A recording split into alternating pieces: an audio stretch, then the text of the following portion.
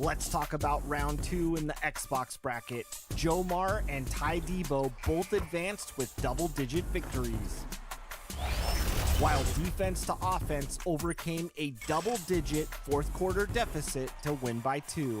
Oh, he gets it to go! And getting mentally prepared to compete. You see the focus. A moment now to look at the year-to-year scoring output and how it has been trending for Lou Williams. And looking at his offensive numbers from the past few years, it seems like teams around the league have kind of figured him out. He's having to work a lot harder for his points, and they haven't been coming nearly as easily as they used to. Here are the starters for Los Angeles. They've got Paul George. Batuma's out there with Ibaka. Then it's Patrick Beverley. And it's Leonard in at the 3 spot. And for the Nets, Harris is out there with Durant. Then it's Harden. Then it's Jordan. And it's Irving in at the shooting guard position. And so it's the Nets getting on the board first. On the wing, Irving. Defended by George. A nice shot by Irving.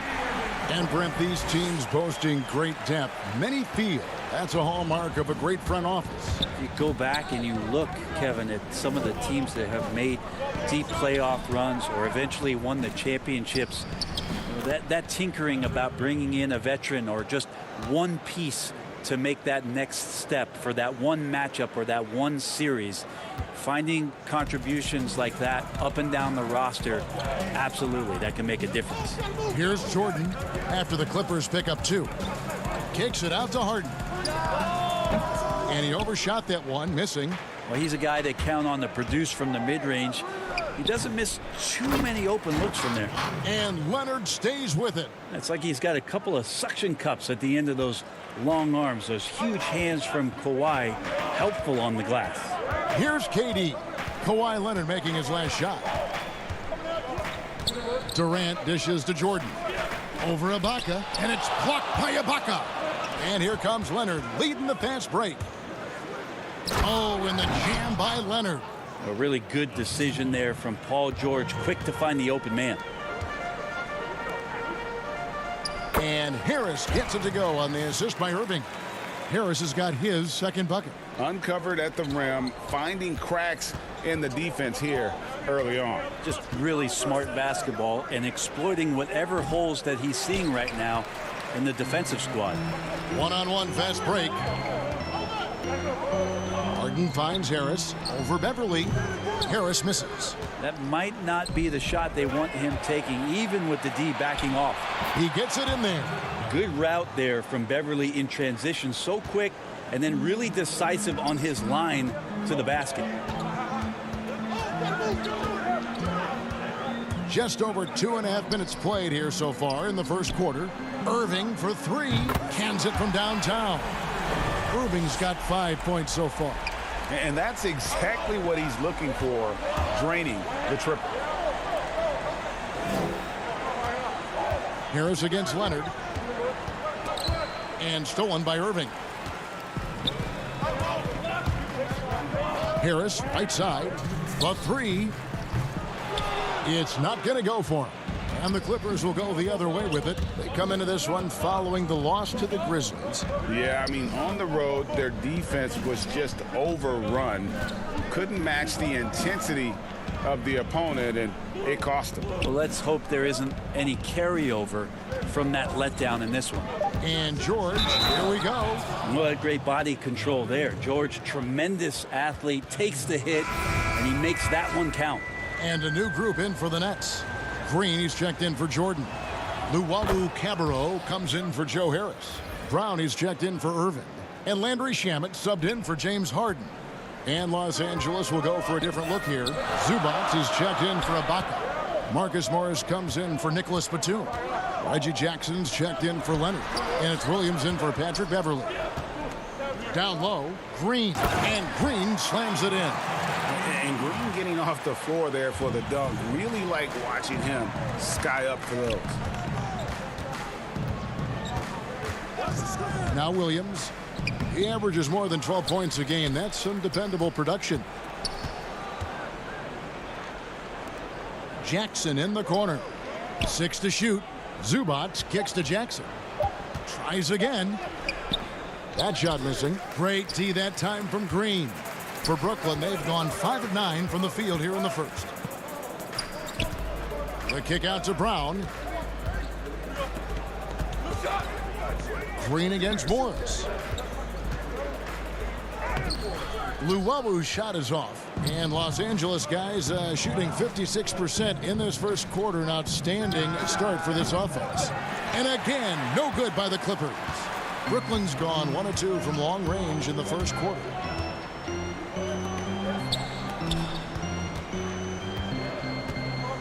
To the inside. And that one's good. Green. Two teammates connecting right there. Slick feed. Outside Jackson.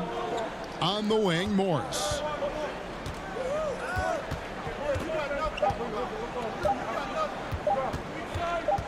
Sees the alley-oop, and still a close game as the first quarter comes to a close.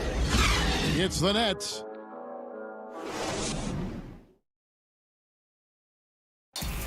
And recently, Kevin Durant discussed what they have to... I think we get a lot of teams' best shot.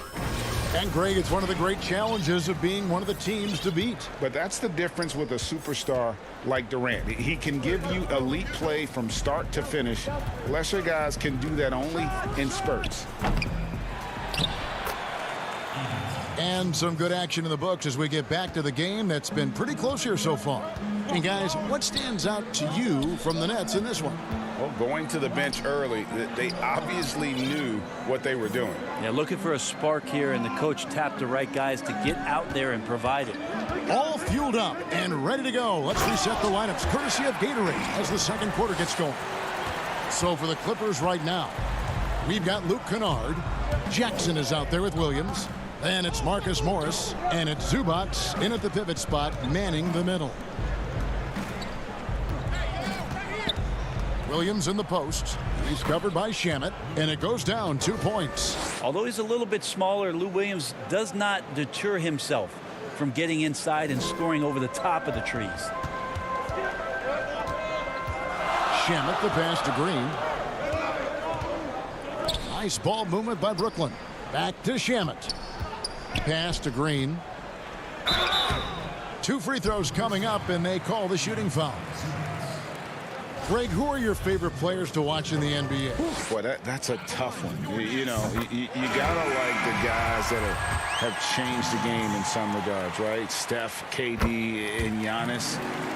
Those are 3 guys that are just doing things that don't seem normal. True.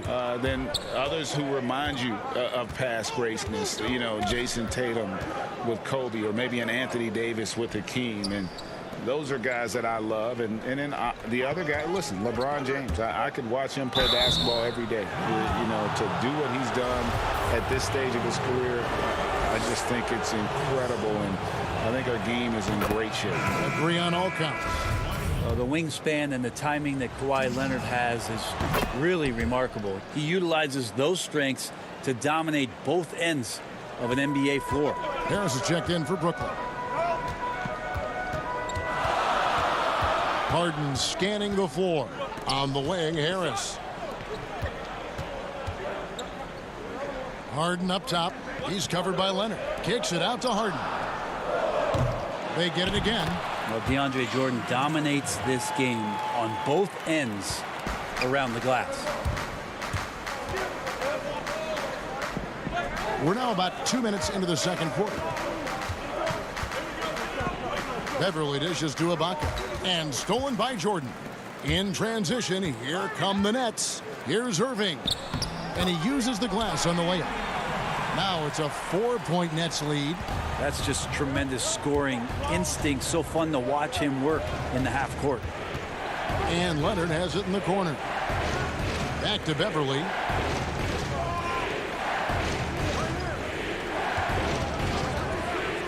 Over Harden. And again, it's the Clippers missing. Nets leading by 4 to the paint. Out to Harris.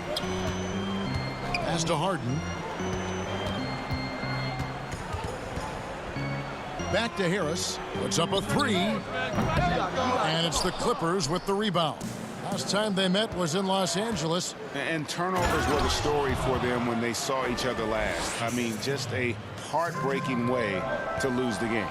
Yeah, you could be as physical as you want with Kawhi Leonard. He just stays with it and is unshaken.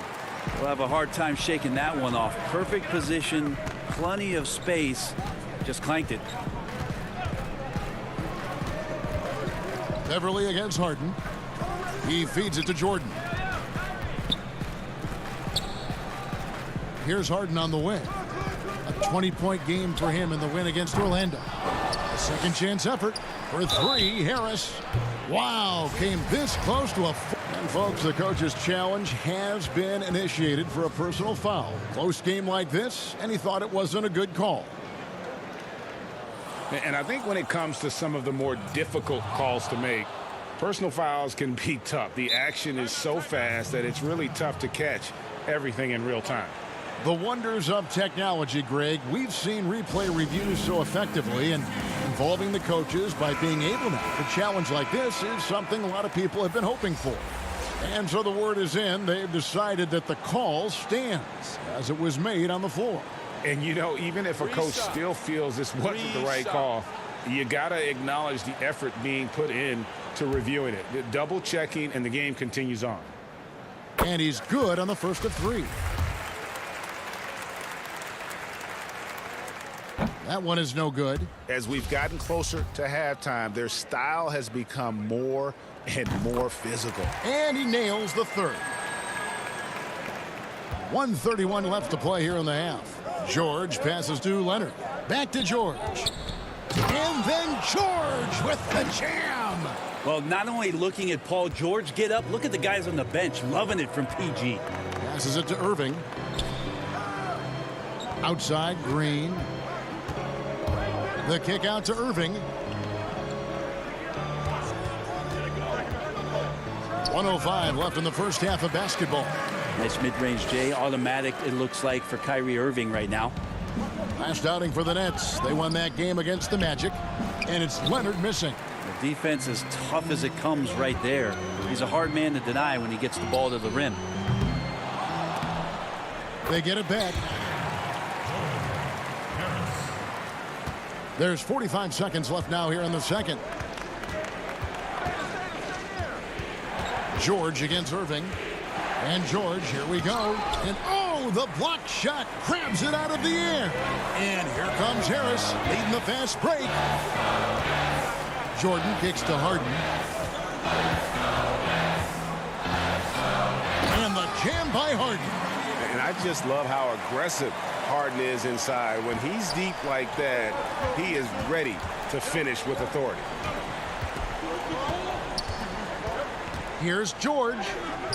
There's his third field goal, and now he's made half of his 6 shots. And not a great start for him in the first, but he's quickly starting to turn it around. Paul George with the steal. And foul. And now, yep, this will be a coach's challenge. We thought that might happen, triggering a review of the personal foul.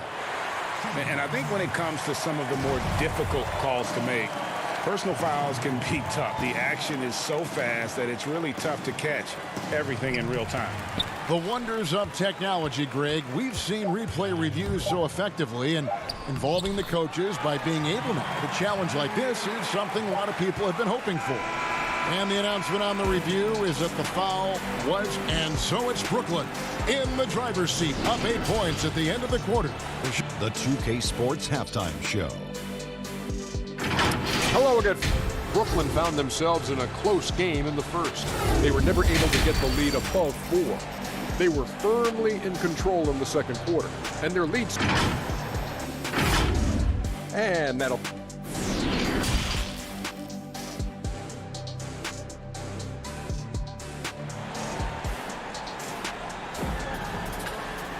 And happy you could join us. We've got 2 quarters left to go in regulation. You look at Kyrie Irving in this game, he has been everywhere. Definitely been challenging the defense here early on, not settling for anything outside. Yeah, you want these kind of nights where you can start to see those openings before they happen. Kyrie Irving is out there with Harden. Then it's Jordan. Then there's Higgs. And it's KD in at the 4 spot. So that's the lineup for Brooklyn. Jordan the pass to KD. And he can't extend the lead to double digits. Clippers trail by 8. George with the ball. Guarded now by Irving. Yeah, Paul George will take those opportunities anytime he can get them. A nice dunk there. Irving looking for an opening. Irving double team. Paul George with the steal. And pushing it up. Here's Los Angeles. George has got the ball. And that's how you do it, guys. Ball pressure and then get some runouts. And George gets the whistle that time. That's his first foul. Brooklyn making some changes. Luwawu Cabarrot comes in for Joe Harris. And it's Bruce Brown in for Kyrie Irving. Zubac is checked in for the Clippers. And that was a great replay we just saw of our Mobile One block. And he's all over that shot. Has it read the whole way and gets the position he needs to make a play. And that one drops for him. Harden's got his second basket of the night. Superb at finishing through contact. Harden is just so elusive and creative on those strong drives. George finds Zubac. Back to George. That one goes. Count it. You know, Greg, when you were in New York, you were on a super team of sorts. Compare that to the super teams they're forming now in the NBA. Oh, we've always had super teams. And this misnomer that this is something that's just come about with this era is, to me, absurd. You've always had it. The difference nowadays is I think the players have more say in where they go. And they can orchestrate how a team is constructed. But it's always existed. And the reality is this. You become a super team when you win a lot. Sure. And that's what really dictates how super your team is. Brown kicks to Luwawu Cabarrot. Nice ball movement by Brooklyn.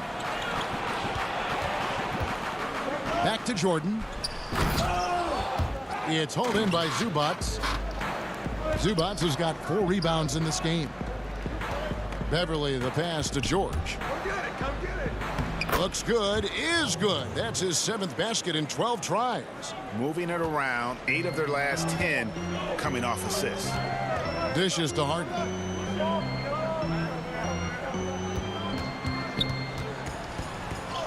Basket good. Harden's got 8 points. And Harden's such a creative scorer, especially when he gets in close to the basket. And George kicks to Zubac. Back to George.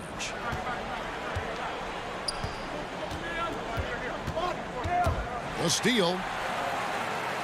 And here comes Brown, leading the fast break. And the dunk by Jordan. Well, that's where he's a huge threat to complete any sort of alley-oop. You could throw that at the top of the square, and DJ's going to throw it in. Zubac finds Beverly. That 3 off the mark. And they had some botched coverage that turned into no coverage. Luwawu the pass to Brown. Jordan up top. Back to Brown. Inside. And there's Jordan. That's good on the assist by Brown. Jordan's got the lead up to 10 now for Brooklyn. And the pass to George. We've got 1:23 left in the 3rd quarter.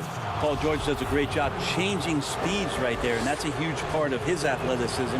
Takes it strong to the cup and just daring a defender to come at him. And a new group in for the Nets. Jeff Green is checked in for DeAndre Jordan. Joe Harris comes in for Luwawu Cabarrot. Landry Shamet's checked in for Brown. And it's Kyrie Irving in for James Harden. Big group substitution here for the Clippers. Serge Ibaka is checked in for Zubac. Marcus Morris comes in for Nicholas Batum. Reggie Jackson's checked in for Kawhi Leonard. And it's Williams in for Patrick Beverly. And when Green is feeling it, keep getting him the ball. He can really score from anywhere from the floor. Irving against Williams. Jackson has the open look. Los Angeles with another miss. And so it's Irving. He brings it up for the Brooklyn Nets. 10-point lead. This is their biggest.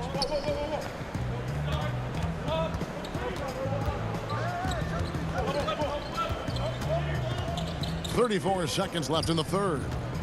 5 to shoot. Shamet on the wing. And pushing it up. Here's the Clippers. Jackson's got the ball. And George kicks to Jackson. Back to George. And the officials call him for a 3-second violation.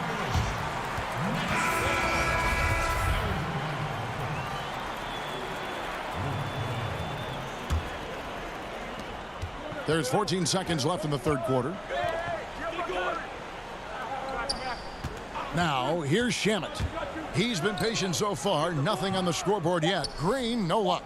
I'm shocked he missed that wide open look. He has to feel embarrassed he blew that one. And so it's Brooklyn with a 10-point lead. Some breathing room heading into the break. And they've done a phenomenal job down low. So many.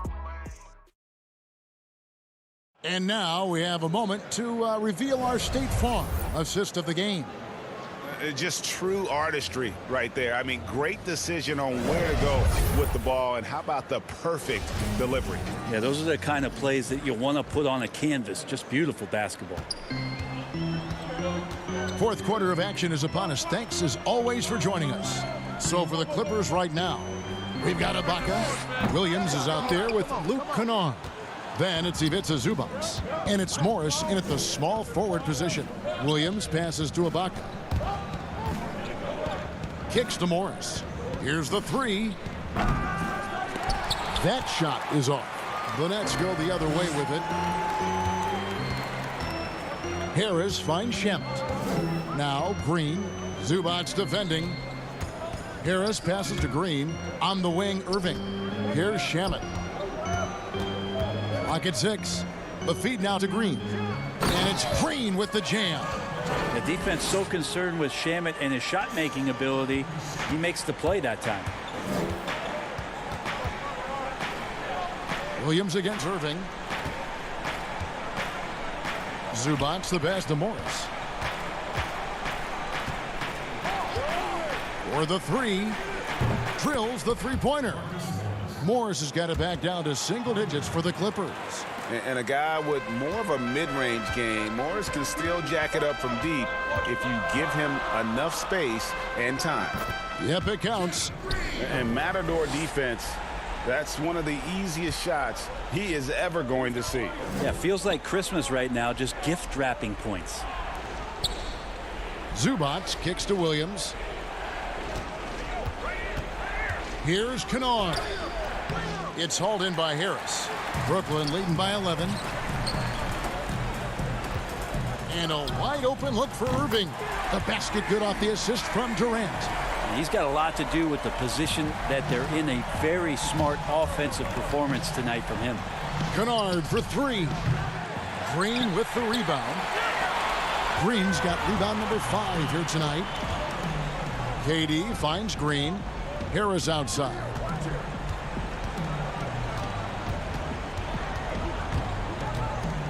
Pass to Irving. Launches a three. Green, no luck.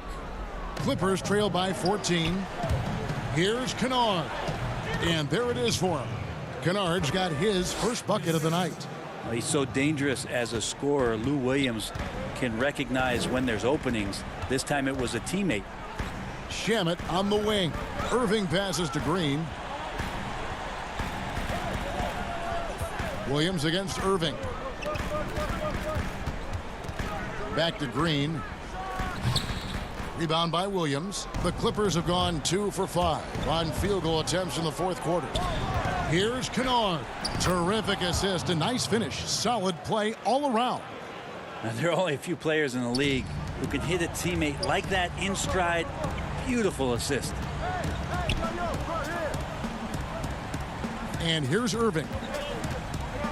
From deep three-point range. And again, it's the Nets missing. Hard to figure out how he doesn't knock that one down. No defender in sight. The lead now in single digits. Well, you deserve that kind of treatment if you're going to get up on Lou Williams like that. Terrific at getting to the rack. Back to Irving. In the corner. Shamet with it. Now the dish to Green. Back to Shamet. Feeds to Green. And he finishes nicely on the layup. And the Nets lead by 10. Well, he's been doing it all night. Why not go back to it? Yeah, he's feeling it. Keep feeding him until he misses. Kennard against Harris. Now, here's Kennard. He's guarded closely. From deep. Kyrie Irving grabs the miss. This game looks like they've got it just about wrapped up. Yeah, just got to work that clock and take care of the ball. And Harris wide open. He shoots, and a miss there on the triple. Kennard finds Morris. There's the triple. That one doesn't go. They've been doing a great job of sharing the ball. And guys, shot A comes to mind for me because right now that offense, it's a smooth operation. That one drops for him. And now a 12-point Nets lead. This arena was rocking throughout the night. You could really feel the energy. Yeah, huge motivation. Always great for a young team, but veteran players also appreciate when fans come with that kind of energy and get into the spirit of the game. And the ball goes out of bounds. Last touch by Morris. Great energy on the deflection and a good job disrupting their offense. Yeah, appreciate the work right now on the defensive end. Thank you, David. Great interview once again. And that about wraps it up.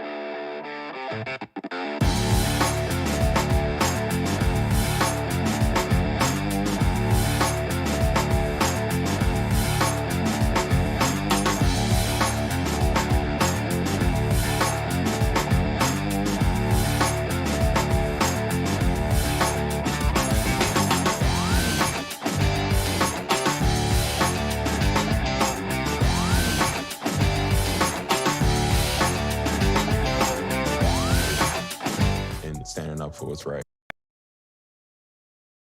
For the land of the free.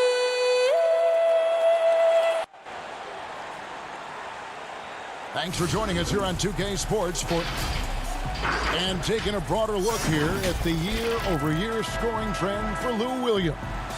And maybe it's shocking, maybe not too shocking, but the scoring trend over the last few years has been going down a bit. I'm sure it's something he's well aware of, and we'll see if that continues to be the case. And the Clippers starting five. We've got Kawhi Leonard.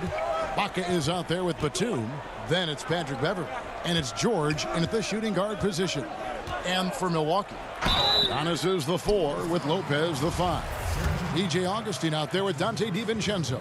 And it's Middleton in at the 3, the small forward. First trip to the line for him here.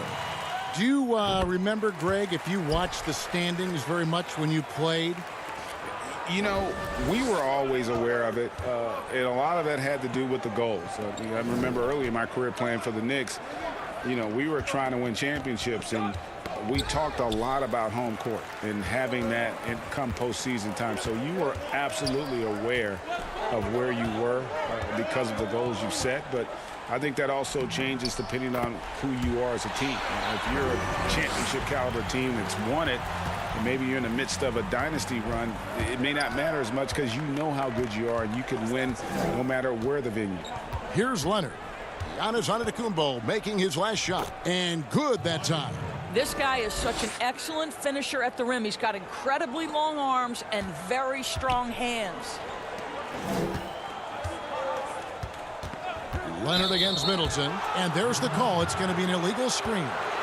And not the most common call you'll see in the NBA, but hard to argue that pick wasn't illegal. It is really difficult to get your feet completely set, to stay completely still. It's almost surprising to me that it isn't called more often. Now, here's Batum. Taking a look at the scoring numbers. Right now, he averages about 9 points a game. Shot clock at 6. Leonard the pass to Batum. And the rebound goes to Lopez.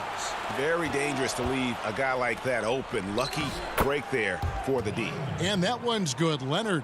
Kawhi Leonard's length and shot-making ability on the interior is problematic for the defense. Here's Giannis. Batum grabs the miss. For Los Angeles, they've gone 2 for 4 from the field so far today. Lopez with the block. Well, Lopez twice on the pipes. He has the length to do this every time on the defensive end. Middleton the pass to Lopez. In the corner, it's DiVincenzo. And now here's George, the fast break opportunity. And George with the stuff. And the defense to start that play was terrific. I love the fact that they attacked early in the shot clock. And Kawhi Leonard with a very analytical approach to rest of the game. Studies angles, movement, trying to groove in on perfect mechanics. I mean, he does it all. Yeah, Kev, that goes back to his favorite high school subject, which was math. And think about how precisely he has built his game. He started at the free throw line, then went to the low post, and now has added the range game. Very analytic approach. There's a real knack for understanding when a guy is uncovered, and Paul George's court awareness on display right there. Beautiful. Augustine looking to end the run, and it's Lopez laying it in. Just setting the tone with an aggressive move to the rack. And where's the help defensively? To me, that's a complete lack of communication on that side of the ball. These guys need to be talking to each other. Beverly the pass to Ibaka. Now here's Beverly. Leonard inside, defended by Middleton. What a masterful job on the defensive end. Did everything possible to alter that shot. Leonard with the steal. And pushing it up. Here's Los Angeles. Now the feed to Batum. It's a nice passing here by Los Angeles. Leonard attacking. When the story of Kawhi Leonard is told, it will be about the hard work being the secret of his success. Here was a guy who was not the most vaunted prospect in either high school or college. But boy, he kept his eyes on what he was after, and he kept working. Looking at who's out there now for the Bucks. Portis, he's checked in for Lopez. Torrey Craig comes in for Chris Middleton. Pat Connaughton, he's checked in for Dante DiVincenzo. And it's Bryn Forbes in for Augustine. You know, we always talk about what a rare talent Giannis is, and it's true. Unrivaled athleticism and versatility. Los Angeles making a switch here. Kennard's checked in. Williams passes to Zubats. Jackson from long range. Los Angeles with another miss. The Bucks trail. And Forbes kicks to Giannis. Pass to Portis. Good, and the assist goes to Giannis. And I tell you, Antetokounmpo's evolved into one of the better passing forwards in our league. And when the defense is focused on you that much, you need to be able to find the open man. The Bucks have gone 3 of 5 shooting the ball so far. Pass to Forbes. Beyond the arc. Kennard with the rebound. And now in transition, here's Williams. Here we go. It's blocked. Here's Connaughton. Gets it off. And he got that one up in time, but doesn't go in. Tie game in Milwaukee. After this break, we'll be back with the start of the second quarter.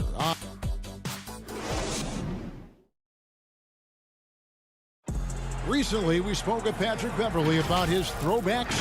Old school basketball, you know. Now, pound for pound, Greg, Beverly may be the most physical player in the league. And he also gets in your head. It's a combination that allows him to get stops against guys as big as Kevin Durant. And if you're just tuning in, it's been a pretty even game through the first quarter.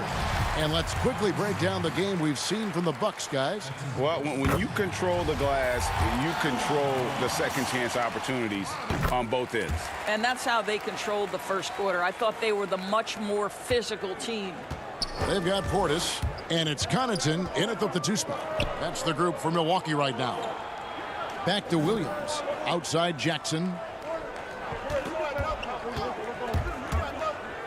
That's tipped, and he's able to get it back. Morris goes up again. The pass to Zubats. It's stolen by to Kumbo. Pass to Connaughton.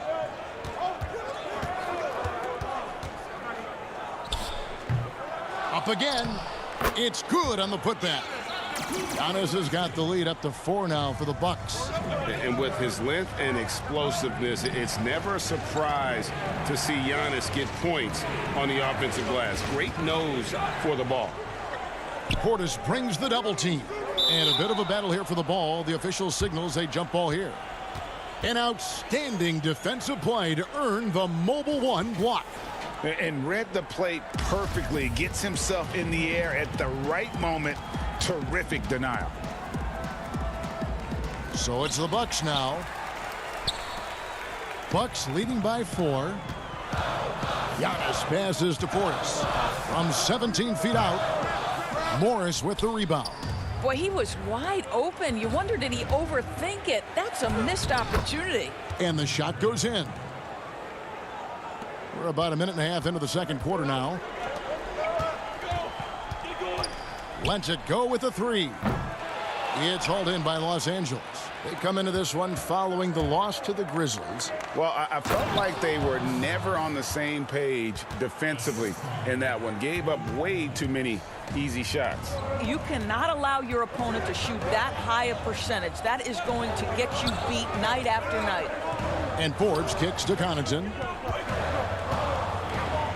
Hangs, and it's good on the way in. Forbes has got his first points of the night. The importance of the 3-point shot never greater than right now, and in your eyes, there are some players who are just absolutely dead, solid, perfect from distance. No doubt about it. And you know, there's 3 guys to me, though, that kind of separate themselves.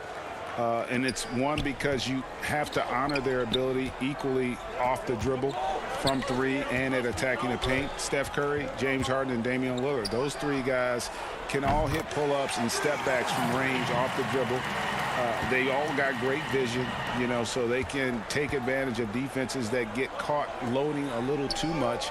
And then they also are terrific in the paint at getting to the free throw line. So those are the 3 guys I think that create the most havoc when you start talking about having to guard the 3-point line. Outside for Jackson. Williams with a clean look. That's good, and it's Jackson with the assist that time. Now this is a go-to shot for sweet Lou Williams. The 3 ball is there. You think about Lou Williams and finding his way and finding himself with the Los Angeles Clippers. He's played for a 5th of the teams in the league. He always felt overlooked, underappreciated, but certainly he's found his niche here. You can't just stop when there's a pick set up. Gotta fight over it as a defender. You know exactly what that takes. It takes energy, it takes activity, it takes intensity.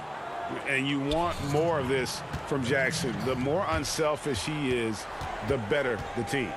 Well, Doris, in the past, some regarded Lou Williams as a lackluster defender. Didn't want to lift weights. You know, had kind of an interesting reputation. He bounced around the league, as we know, quite a bit. He's played for a lot of different teams. Right. I mean, think about his early association with Allen Iverson, the great Allen Iverson. He succeeded on his own terms, right? Both of them comfortable in their own skin, able to do some amazing things on the court. Looking at who's out there now for the Bucks. Lopez, he's checked in front of Kumbo. Chris Middleton comes in for Torrey Craig. Dante DiVincenzo, he's checked in for Pat Connaughton. And DJ Augustine subbed in for Bryn Forbes. And the rejection by Ibaka. And here we go. Fast break. Beverly's got it. And Chris Middleton pulls it down. So the Bucks, their last game, a win against New Orleans. It's stolen by Ibaka. Batum dishes to George. over Lopez. The shot by George, no good. Here's Augustine bringing it up now for the Bucks. Trailing by 2. They defeated the Pelicans in their last game. And I credit the shot selection in that one. It's hard to stay patient, but you see the reward. Well, typically, Greg, great decision-making leads to great shooting percentages. I thought that team played a very smart game. And George, here we go. Yes, that goes in. George has got his second bucket tonight. You have got to have the right focus and the right reads in the pick and roll. And Paul George making all the right decisions right now, slicing up the defense. DiVincenzo can't hit it. It'll count. And some good action through the first 2 quarters as we reach halftime. Los Angeles on top. They lead.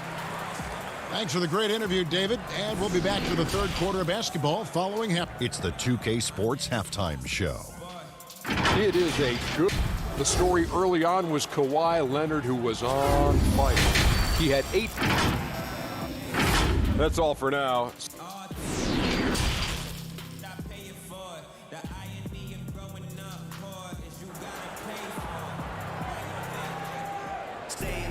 And we're halfway through this one. Plenty of basketball left in a game that's been fairly even so far. You have to like what we're seeing so far from Kawhi Leonard. What a menace he was on defense through the first 2 quarters. Just disrupting everything. Well, it was about effort and anticipation. Hard to get into an offensive rhythm when you know this guy is lurking. Well, we've got a moment. Let's set the floor. Brought to you by Gatorade, all fueled up for the second half. So for the Clippers right now, they've got Batum. Paul George is out there with Patrick Beverley. Then there's Kawhi Leonard. And it's Ibaka in at the 5 down low. Shots good by Middleton. And just about every one of Middleton's shots is a smart one. Even from mid-range, he's not going to force anything. George looking over the floor. Makes it off the glass. George has got his 3rd basket of the night right there. And they're beginning to just flat out fall apart defensively right now, especially on the interior. Augustine from outside. The shot, no good. And the Clippers will go the other way with it. Up next for them, the Grizzlies at the FedEx Forum. That will be the 3rd of this 6-game road trip. This guy has been a catalyst for them all game long. What a job leading them to this lead. Augustine against Beverly. Back to Augustine. George against Antetokounmpo. In the corner, it's DiVincenzo. No good from outside. That's 1 for their first 4 to start the second half. And what a unique career Serge Ibaka has had. Some incredible totals for him over the course of his career. That's right, Greg. I mean, I think people would be shocked to know Serge Ibaka was the first player ever to make 500 threes and have 1,500 blocks. Hard to imagine nobody had ever accomplished that feat. Give credit to Ibaka. He changed his offense and added the 3-ball. George finds Leonard. Down low, Beverly. That's good, and it's Leonard with the assist. Leonard's got 3 assists now in this one. How many times have we seen a possession like that from them today? Ending with a basket, coming off a pretty pass. Middleton outside. Augustine against Leonard. Augustine passes to Lopez. Just 5 to shoot. And Augustine kicks to Antetokounmpo. Goes up at the stripe with the putback. Great positioning on the putback. Lopez has got his 2nd basket. Listen, guys, Brook Lopez has a big body, and if you don't box him out, he's going to get some work done on the glass. Leonard, no luck. Hard to figure out how he doesn't knock that one down. No defender in sight. The Bucks working the ball around. Giannis inside. Ibaka on him. Just 5 on the clock. DiVincenzo kicks to Middleton. Over George. The rebound by Paul George. Clippers leading by 5. That one is good again. He's 6 for 8 from the floor with the basket. And when Paul George has this kind of rhythm and pace to his game, you simply want the ball in his hands as much as possible. In the corner, it's DiVincenzo. Lopez, right side. Buries it from about 10 feet away. Lopez has got 6. We've got 1:18 left to play here in the third. Outside, Leonard shoots the 3. Rebound, Milwaukee. Giannis has got his 7th rebound of the game with that last one.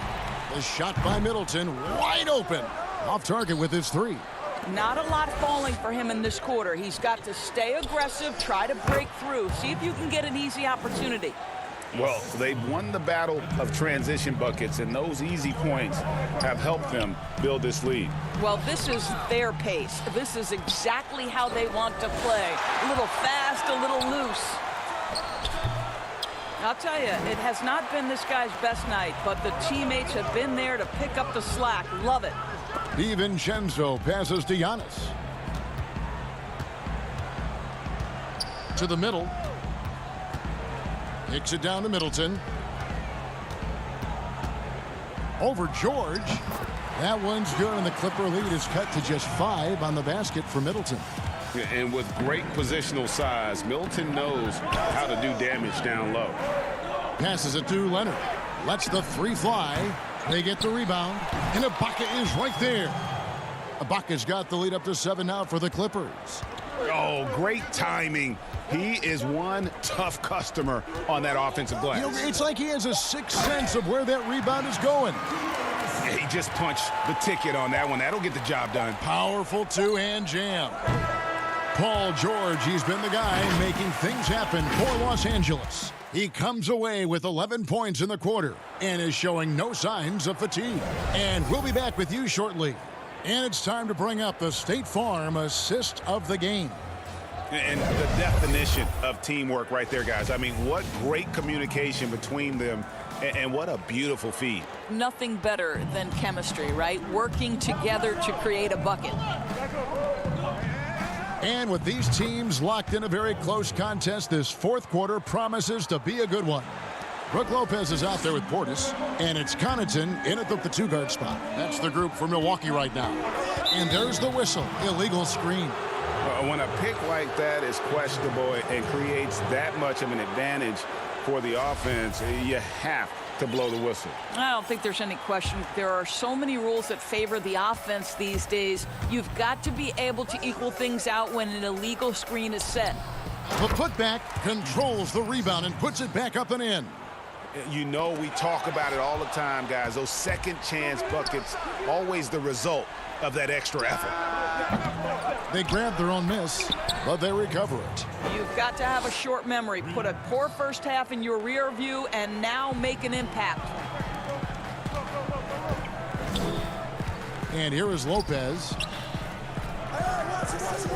They need this. Here's Portis. Good work defensively by Morris. Clippers leading by 12. Leonard kicks to George. Fourth quarter still young, just over a minute play. And there's Morris. That's good on the assist by George. Around the free agent race last year, for your money, Greg, who would you have rather take? Kawhi and PG, Kevin Durant and Kyrie. Oof. Wow. I tell you what, it's a tough call. You know, Kawhi's got a couple finals MVPs. KD's got a couple. Kyrie's got a ring. It's a tough call. I mean, PG is more than capable, man. I think it's a toss-up, partner. I agree. Yeah, I'm going to agree with you. Every time they get scored on during this run, it's come from inside the paint.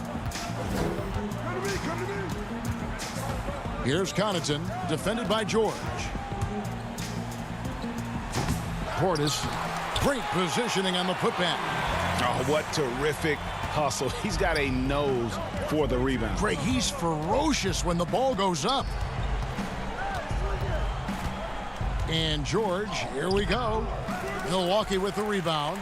Well, this is the kind of shot we've come to expect him to make. He's got to be upset with that one. Connaughton.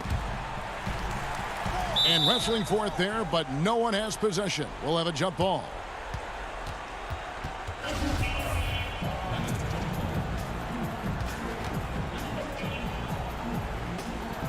And the Bucks with possession here. Portis, the pass to Craig. Here is Forbes, defended by George. Down to 5 on the shot clock. Lopez kicks to Portis, and they'll turn it over. Could not get off a shot. 24-second violation. A different look for Milwaukee. Antetokounmpo's checked in for Portis, and it's Dante DiVincenzo in for Torrey Craig. The Clippers also changing it up. Batum comes in for Morris, and it's Patrick Beverley in for Lou Williams. And Leonard gets it to go. And they have been relentless from deep. And you see the defense trying to react, but to no avail. Well, that's the whole point, isn't it? If you space the floor well enough, it's almost impossible for the defense to account for everyone. Connaughton passes to DiVincenzo. It's hauled in by the Clippers. Zubats has got rebound number 5 here tonight. Leonard looking over the floor.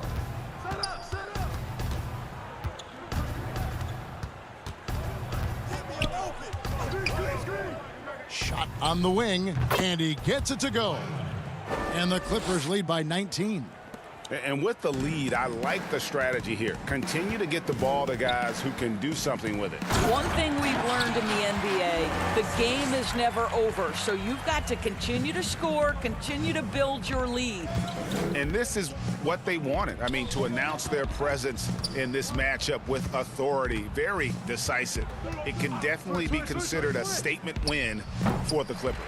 A few times this season, turnovers have cost them, but they really kept the ball under control. They were both focused and relentless. And so this is going to end up as victory number 24 on the year. And once it becomes official, this win gives them a nice confidence boost against this team. They'll face them twice more this season. And you know, looking back at all the contributions tonight, it was a really phenomenal all-around game for Paul George. What you love about his performance is that he is simply taking what the defense allows and then making the most of his opportunities. Well, this is what they needed earlier on. At some point, it's too little, too late. Yeah, but then again, this run came against a team that may have felt it had already won, and you get the sense it let its guard down. But the truth is they've had control of this game. And I couldn't agree more. What makes it that much more impressive, they're doing it on the road. And you don't want to give up that kind of look too often. The shot by George, no good. Antetokounmpo against Beverley. Pass to Lopez. That shot off the mark. So it's Los Angeles winning this one easily. This crowd was stunned by the... All right, David, thank you. And that's going to do it tonight, folks. Well,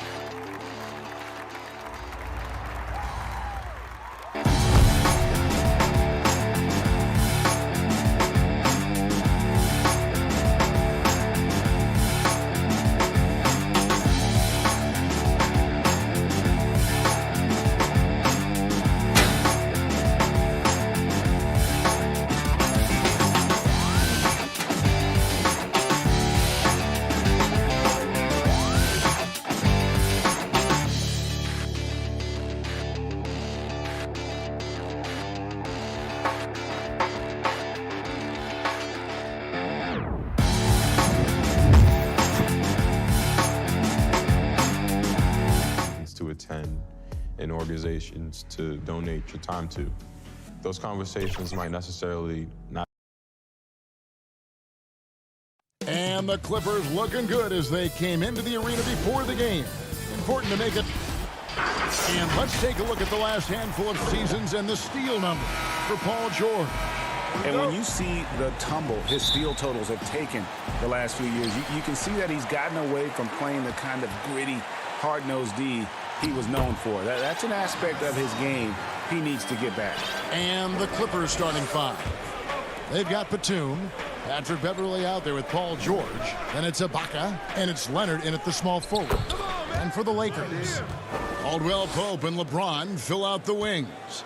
Marc Gasol is out there with Kyle Kuzma, and it's Schroeder in at the point guard. Schroeder passes to Gasol. Back to Schroeder. Lakers passing it around. Pass to Caldwell Pope. No good on the three. It's stolen by Schroeder to the paint. Here's LeBron. Lays it up and in on the nice reverse. And there's not a more tenacious player than LeBron, and that's the quality you need on the offensive glass. George against Caldwell Pope. George with the bucket.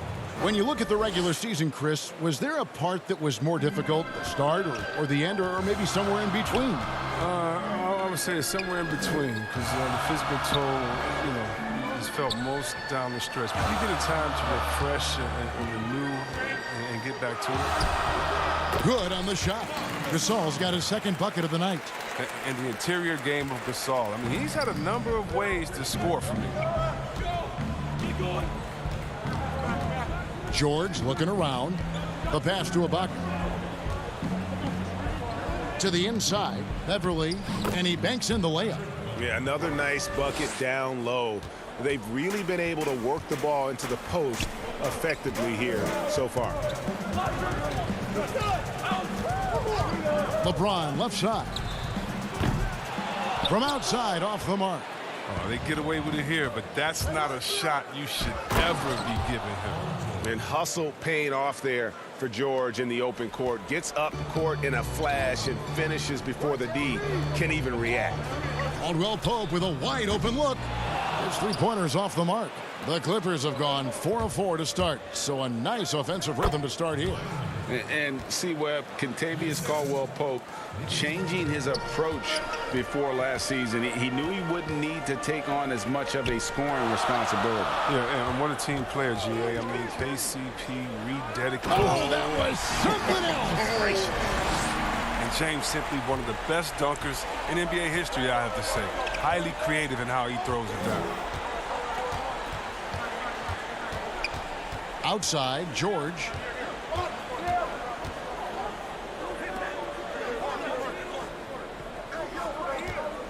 Five to shoot. The 11-footer. Offensive rebound. Basket counts. The defense not putting up any fight on the inside. They've allowed 10 straight points in the paint. LeBron against Leonard. And they call an illegal screen here. Beyond the leaning, you could see his feet more set on that screen. Easy call. Yeah, even a slight movement is going to catch a ref's eye. I mean, they're trained to focus on that. Catching up on the changes for the Clippers. Zubac is checked in for Ibaka. Marcus Morris comes in for Nicholas Batum. And it's Williams in for Patrick Beverley. Always better to be lucky than good when it comes to offensive rebounding. Unless you're as good as he is, then those tip-ins are all about skill. Here's LeBron, and James throws it down. And if you're the defense, what can you do? James is too strong, too focused on these finishes. Left side, Leonard. Passes to Morris. And he comes up with the deuce. And their offense already in a flow. Some stellar shooting to jump out to this lead. Pass to Caruso. On the wing, Morris. The dish to Harrell. And boy, that looked like goaltending. Yes, it is. And so they will award the basket there. Just barely too late and catches it on the way down. He's already in the air there, committed, so can't fault him for going for the block. Here's what the Clippers are going with right now. Kennard, he's checked in for Leonard. And it's Jackson in for George. Jackson misses. And being that close to the hoop, I thought he had enough room to finish that one. And that one's good, Caruso. Clippers with the ball. Want to keep rolling here following the win against Memphis. Yeah, it was all hands on deck. Helps to get points off the bench when you're on the road. In that kind of environment, every point matters. The bench was a huge reason why they won that one. Here's James. He feeds it to Harold. Pass to Horton Tucker. And there's the whistle. 3-second violation. Clippers have gone 8 of 12 on field goal attempts so far. Williams passes to Zubac. And it's good. Assisting on the play was Williams. Don't sleep on Williams' ability to create for others. That's a veteran play. Caruso, and he takes it in for the layup off a very nice feed. Caruso's got his second basket of the night. And so, lots of scoring in that competitive first quarter. Clippers ahead. They're up by 2. Live from the Staples Center, you're watching 2K Sports. Everybody has a chip on their shoulder. Greg, that last point is key. This team plays lockdown defense. And that's a big part of their identity. Most teams talk about being well-balanced. This team lives it. And this has been a fairly close game through the first quarter, and we'll see what happens here in the second. Guys, what's your take on the Clippers so far? Well, they used the fast break to generate some easy buckets before the defense could get set. Well, setting the pace early, aggressive mind state. I love their approach so far. And now let's check out the lineups courtesy of Gatorade, all fueled up and ready to go. Here's the second quarter of play. So for the Lakers right now, we've got Montrezl Harrell. Morris is out there with LeBron James, and it's Horton Tucker in at the 2-guard spot. Zubac kicks to Kennard. Just 5 to shoot. There's the 3. Rebounded by the Lakers. Fresh from a win against Portland. And it was one of those games where it was just hard to get anything going. And you could see frustrations emerge. And it's hard not to get discouraged on such an off night shooting the ball. But somehow they kept the intensity up. I mean, that was a really gutty win. Those plays can make a difference in a game like this. Well, you know it's going to fire up, Greg, everybody on that bench. And rightfully so. Also, how lackluster was the defense right there. With the score this tight, he'll do some damage if they give him that shot. Don't give him a clean look. Get out there on him. Boy, Greg, there is a lot to like offensively for Luke Kennard. I tell you, he can shoot it. He's a crafty finisher and really improving as a passer. The question mark is the defensive end. 6'5" in height and wingspan, not elite tools, so he's got to get by on his instincts and his anticipation. There you see why you want the ball in Jackson's hands as much as possible. He can clearly set the table. And here's James outside. It's hauled in by Zubac. Clippers leading by 3.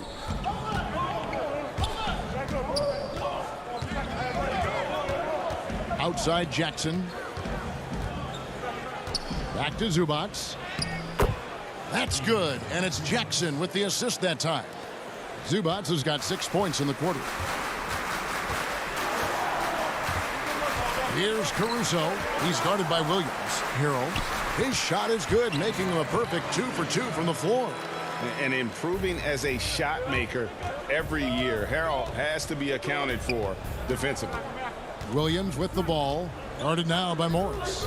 Williams dishes to Morris. Off target from 3-point range. Lakers trail by 3. Here's James. Kennard with the rebound.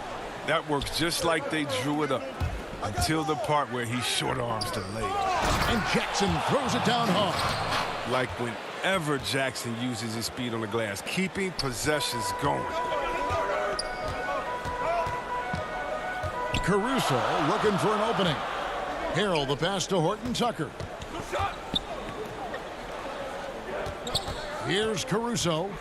He has 7. Drops in the layup for 2. Caruso's got 9 points. And they've repeatedly probed inside in the first half, guys, and it's paid off. Williams passes to Jackson.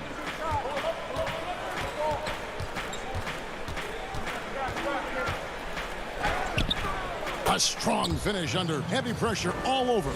Jackson's got his third bucket of the night. They are just killing them on the interior. LeBron is doubled. Launches a three. The Clippers grab the miss. And I thought that was going to drop. It looked good from here. On the wing, Jackson. Right side, Williams. Zubats. It's good on the putback. Zubats has got the lead up to 7 now for the Clippers. And they continue to control the glass. It's picked off. Oh, and here we go. Jackson, nobody back. Oh, man, and Jackson is just incredibly fast in transition. It's just the defense's worst nightmare when he's leaking out in the open floor. Kennard against James. He goes right over Marcus Morris and slams it down. And Kevin, even though they're down, he's still looking to do the spectacular, and he did. Well, maybe this is the best time to do it. 5 seconds separating the shot and game clocks. Ripped away. Now the Lakers on the break. James with the ball. The putback. And that's how you do it, guys. Ball pressure and then get some runouts.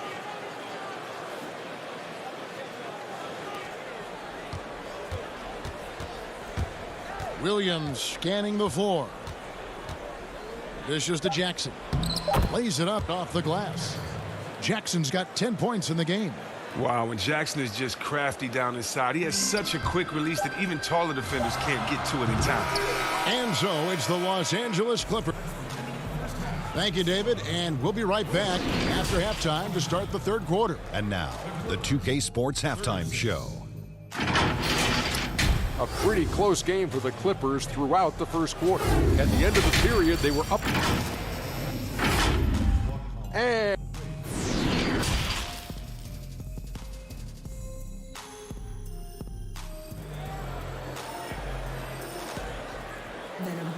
And we've got third quarter of basketball for you. 2 quarters in the books. Teams have dynasties. The 90s, Michael Jordan. We've seen it over the many decades. Over the next decade, though, who do you think is going to lead the pack there, Greg? Ooh, that's a great question. You know, with the way Father Time is treating LeBron, you might have to wait and see because he is still playing at such a high level. But, you know, obviously Giannis has got to be on the short list with the Bucks.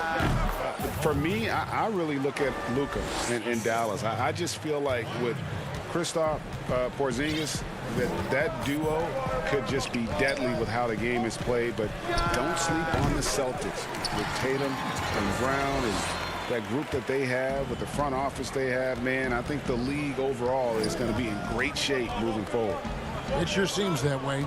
So for the Clippers right now, Patrick Beverley out there with Paul George. Then there's Batum. Then there's Kawhi Leonard. And it's Ibaka in at the 5. Ibaka, the pass to George. Clock at 4. Lays it up and banks it in. George has got 4 points this quarter. Yeah, the chemistry has been terrific. Really impressed with their offensive execution. Schroeder against Beverley. Schroeder dishes to Gasol. And that one, good. 6 points for him. It's a great move, and he catches the defense completely off guard. You'd like to see a little more energy coming out of halftime on the defensive end. Now the pass to Beverley. Left side, Leonard takes the 3. And it's Beverley missing. When he forgets about him on the perimeter, they're playing with fire. Lucky they don't get burned here. And the lean frame of Ibaka taking the punishment, but still converting the basket. Toughness. Schroeder with the ball. No points in the game yet for him. The rebound by Ibaka. Ibaka's got his 4th rebound with that last one here tonight. Count that one. And it's an 11-point Clipper lead.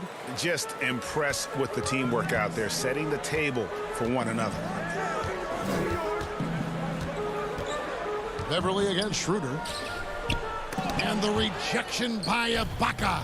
And, well, he's been the NBA's leader in blocks multiple times. Ibaka just has that rare instinct for it. Paul George with the steal. Leonard attacking. Oh, and the jam by Leonard.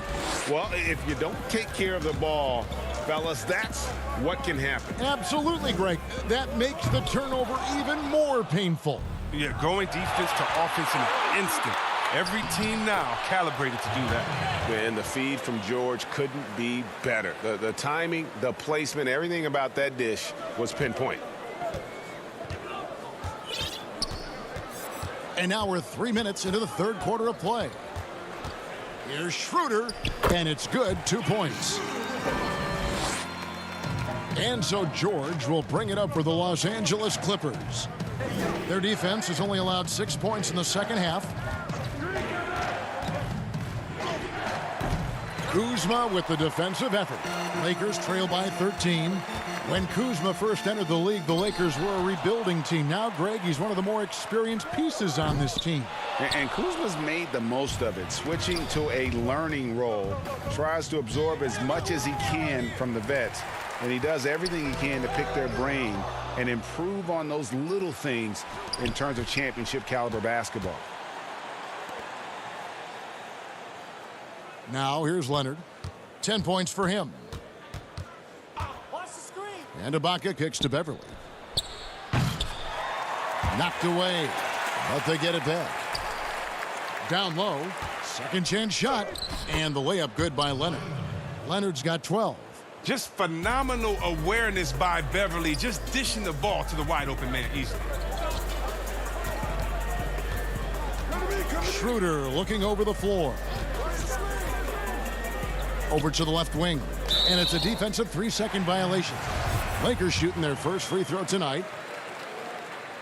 And the technical free throw is good. So both teams making some changes here.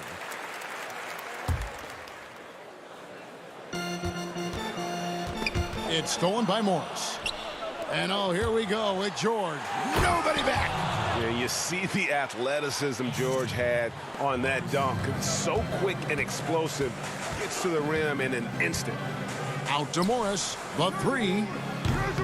And again, no good by the Lakers. It's a +5 advantage for them in rebounding after that one. George finds Williams.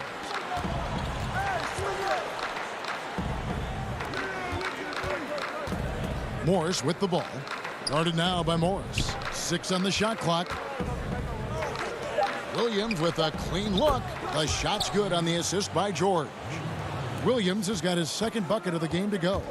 Well, part of their game plan was to block out the noise and just stay focused. Their poise has been tremendous. I mean, excellent at both ends, has them increasing this lead. Well, through 3 quarters of play, down double digits, it may be difficult to overcome. The Clippers on top as they wrap up the third quarter with an energy burst, a 19-7 run. And we're coming right back after this break to get the fourth quarter underway. And we reach the fourth quarter in a game that may be already out of hand. Lakers trail by 19. Montrezl Harrell is out there with Morris. Then there's Dennis Schroeder. Then it's LeBron James. And it's Horton Tucker in at the shooting guard position. That's who's in the game for the Lakers. Right side, George. And it's George finishing it off. Offensively, defensively, they are in total control. Starting to take over here, building a big lead that could ultimately prove insurmountable. Schroeder kicks to LeBron. And stolen by Williams. And now here's George, the fast break opportunity. And George with the stuff. And guys, when George gets cooking, you are in for a long night. He's just fantastic at finding different ways to score. And the shot is good. Clippers leading by 21. Outside, George. A little over a minute of the fourth quarter gone right now. Zubac's the pass to George. A three-pointer off the mark. Guys, we've seen a lot of turnovers in this one. Focus, focus, focus. Just make the simple play. And here is Zubats. It's George on the wing, covered by Morris. Williams passes to George. 6 to shoot. Out to Morris for the 3. The Clippers get another chance here. George finds Morris. Out to Ibaka. Some nice ball movement by the Clippers. Williams for 3. Offensive rebound. He hangs in there and cashes in on the second chance points. Just in a perfect position to grab that rebound and then get the putback. They need a good offensive possession. Yeah, they've gone a long time without a bucket. And you could tell he thought that triple was going to fall. Pass to Williams. Out to Morris. And stolen by James. And here's the fast break. And Harrell slams it in. And with toughness and physicality, Harrell can simply overpower opponents offensively. Williams against Schroeder. Pass to George. Fires for 3. Zubats kicks to Williams. Feeds it to Ibaka. Shot clock at 5. The Clippers need to get off a shot.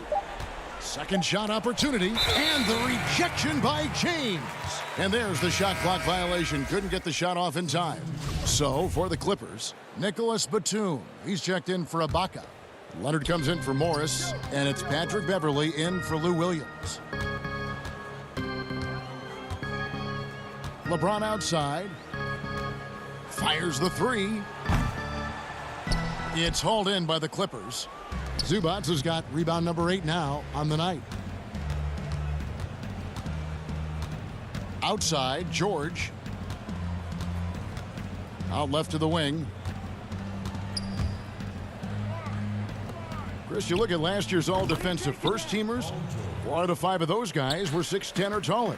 Clearly, size is an advantage. Yeah, size or at least length. I mean, long arms, with that comes block steals and deflections. As long as you can move your feet, though, bigger is better. Marc Gasol picks up the foul. That'll be his second foul of the game. Fouling like that isn't how you get back in the game. Looking at who's out there now for the Lakers. Antetokounmpo's checked in for Gasol. Dudley comes in for Kyle Kuzma. Alfonso McKinney's checked in for James.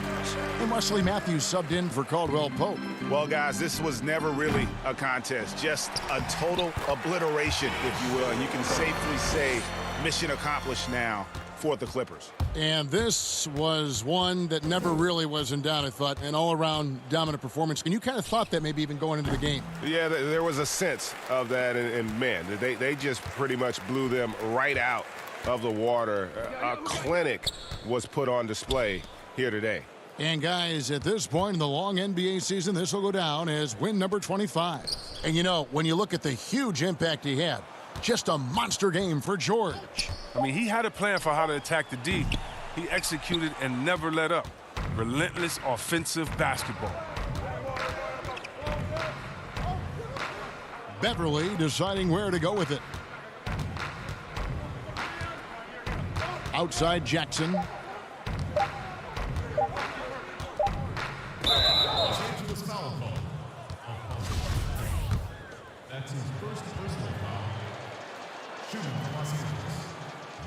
And he makes the first.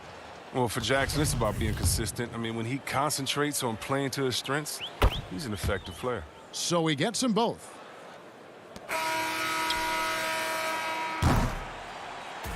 So the Clippers winning this one easily. To come into an opponent's building and dominate the way they did tonight, says David, thank you as always. Thank you for joining us. That'll do it for now.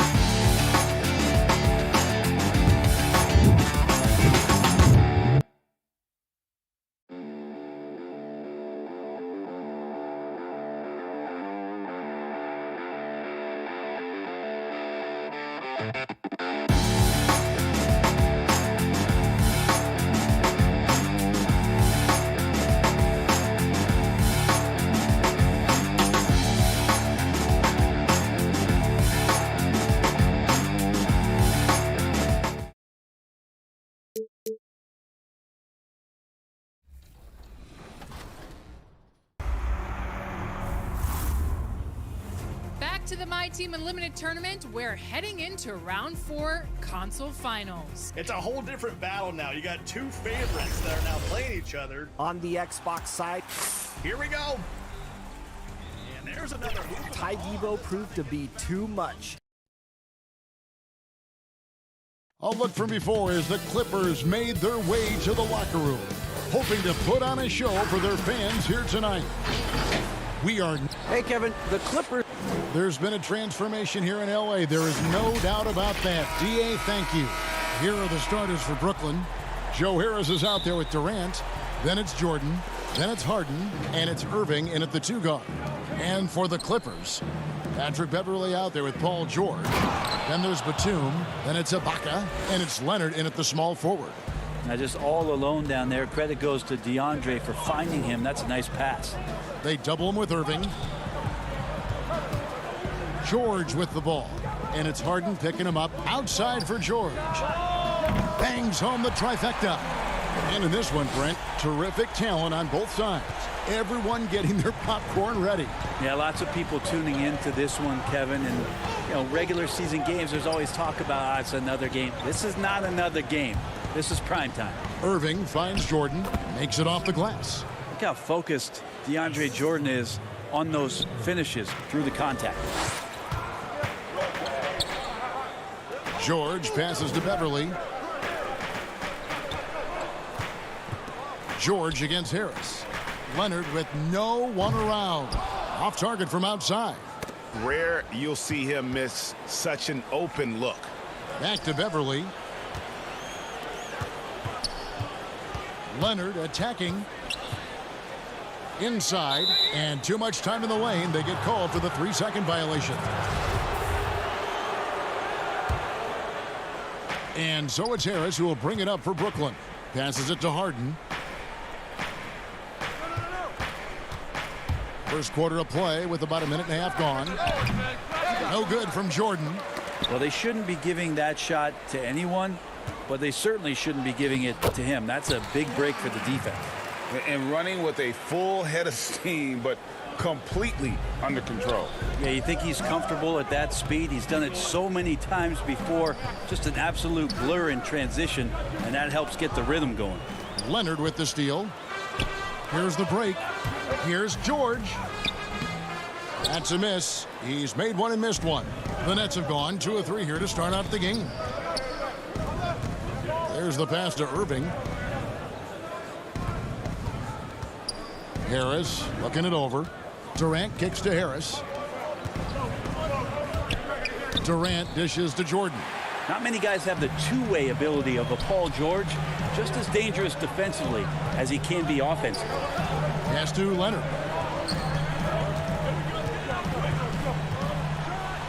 And Kawhi Leonard with the slam. Beautiful reverse jam right there. Use the rim to protect the ball, I think. Irving passes to Harden. Out to Harris. Puts up a 3. Unable to get that one. So Los Angeles will take it the other way. Want to keep rolling here following the win against Memphis. Well, you look at the points they produced in that game. Great adjustments on the offensive end. Yeah, never stopped working. One of those games where just everybody was making shots, continual flow, and a very professional win. Harden the pass to Jordan. Back to Harden. Nice ball movement by Brooklyn. Irving dishes to Jordan. Rebound by the Clippers. Home court didn't seem to help any last time they met. We'll see if it makes a difference. Oh, too much at that. Well, kind of fun when you see his personality come out in his game like that. And in a player empowerment era, no greater power move than Kawhi Leonard's last year.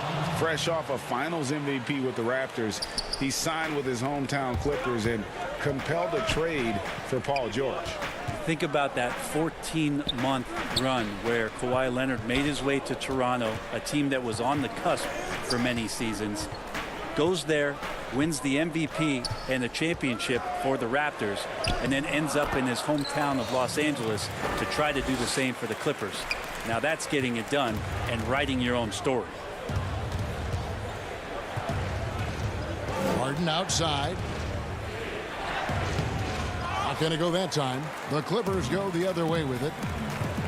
Here's George, and George with the stuff. Well, when you get into a system, your first system in the league where you share the ball, Kawhi Leonard keeping his head up and finding the open man. Harden finds Irving.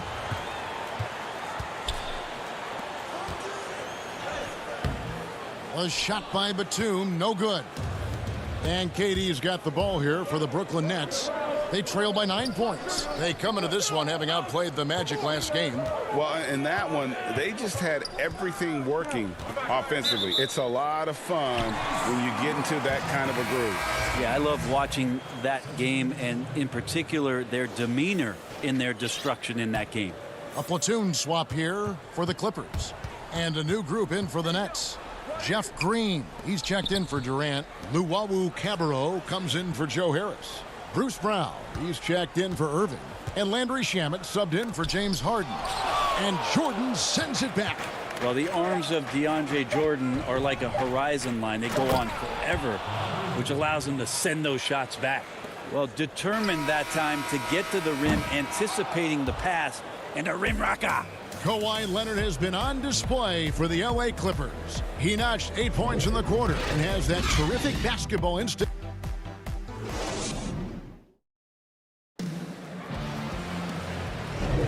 And thanks again for tuning in. If you're just joining us, we've played through 1 quarter of action so far. And guys, what's your take on the Clippers so far? Hey, why take jump shots when you can get your points at the rim? Yeah, that worked wonders for them in the quarter. We'll see what kind of adjustments get made.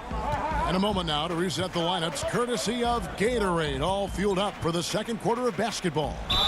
Setting the floor for the Nets. And it looks like, yep, it's a coach's challenge on the personal foul. That triggers a replay review by the officials. And I think when it comes to some of the more difficult calls to make, personal fouls can be tough. The action is so fast that it's really tough to catch everything in real time. The wonders of technology, Greg. We've seen replay reviews so effectively, and Involving the coaches by being able now to challenge like this is something a lot of people have been hoping for. And the announcement on the review is that the foul was called in error. So they have determined, Greg, to overrule the original call. And guys, this is what it's all about, getting the call right. And I think in this case, the video review showed that while it was a tough call to make on the floor, they got it right with the review. Morris with the bucket. He's so dangerous as a scorer. Lou Williams can recognize when there's openings. This time it was a teammate. Shamet with it, working on Williams. Jordan, and then jammed down as he goes right over Ivica Zubac. Look, DeAndre Jordan and the rim, those two are best friends. Brown against Jackson. Morris outside. Back to Williams. Puts it up from 17. It's hauled in by Brown. Nets trail by 5. Shamet kicks to Brown. In the corner. Shamet with it. Brown drives in. Green against Morris. 5 on the clock. Brooklyn needs to get off a shot here. Shamet with the steal. Green up on top. He feeds it to Jordan. And he gets the whistle. 2 free throws coming up. Jordan is a force on the inside. There's no denying that. A real problem right now for the defense. A new generation of players, Greg, coming into the NBA alongside your son Cole. We've got a lot of players who I think are going to have a long-term impact on this game. There's no doubt about it. Listen, I hope Cole can have the kind of impact that some of these guys are. But look at the Grizzlies. I think they got 2 terrific ones. Ja Morant has superstar written all over him. Brandon Clark probably surprised some people with his ability to have an impact. And if you look at this past draft, Obi Toppin is one to watch. This is a guy with great size and length who was a perimeter player until he had a growth spurt. So those are the types of players that I think when you combine athleticism and skill with the way the court is spaced, man, can have a tremendous impact in this game. Yeah, there's a reason DeAndre Jordan shoots a high percentage. It's because he's around the rim quite a bit. Morris passes to Jackson. Now Zubac. Back to Jackson. Clock at 6. Low block shot on the way. And it's blocked by Jordan. Shamet on the wing. Nice ball movement by Brooklyn. Williams against Jordan. Score the basket. It's number 6 for him this game. 6 for 9, 67% shooting. I love the confidence from Jordan. All of his shots are going to come from the paint, so he should be confident when he's got the ball there. Williams kicks to Jackson. Knocks it loose. To end the drought. And again, it's the Clippers missing. And the rebound battle split evenly thus far. Pass to Green. Feeds to Jordan. They kick it out to Green. Jordan high post. Hands with the ball out of bounds. Jordan touched it last. And the upcoming schedule for Brooklyn. On Saturday, they'll go up against Kristaps Porzingis and the Dallas Mavericks. Then on Monday, they'll be matching up against DeMar DeRozan and the San Antonio Spurs. And for the matchup with the Celtics, this is a game that they are expected to win. But sometimes those are the kind of games where you get a little bit sloppy and start looking ahead. Either way, they'll need to put in tremendous effort to walk away with the victory. Tips it. It's hauled in by George. LA's gone 0-2 from deep here in the second. And Leonard gets it to go on the assist from Ibaka. Leonard's got 10. Yeah, you could be as physical as you want with Kawhi Leonard. He just stays with it and is unshaken. Irving attacking. A nice shot by KD. And the Nets lead by 1. Every time they get scored on during this run, it's come from inside the paint. Beverly against Irving. Nobody near George. With nobody on him, he buries the jumper. He's got 9. We'll see if they can finally hold on to a lead. It's been back and forth all night. Well, you can tell they really want to increase this lead. They can't keep letting them take it from them. Irving for 3. Green kicks to Durant.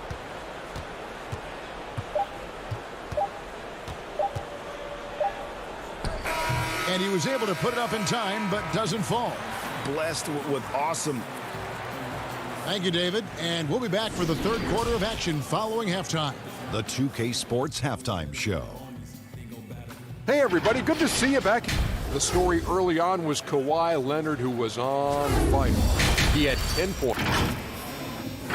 That's all for now. Say goodbye to the folk.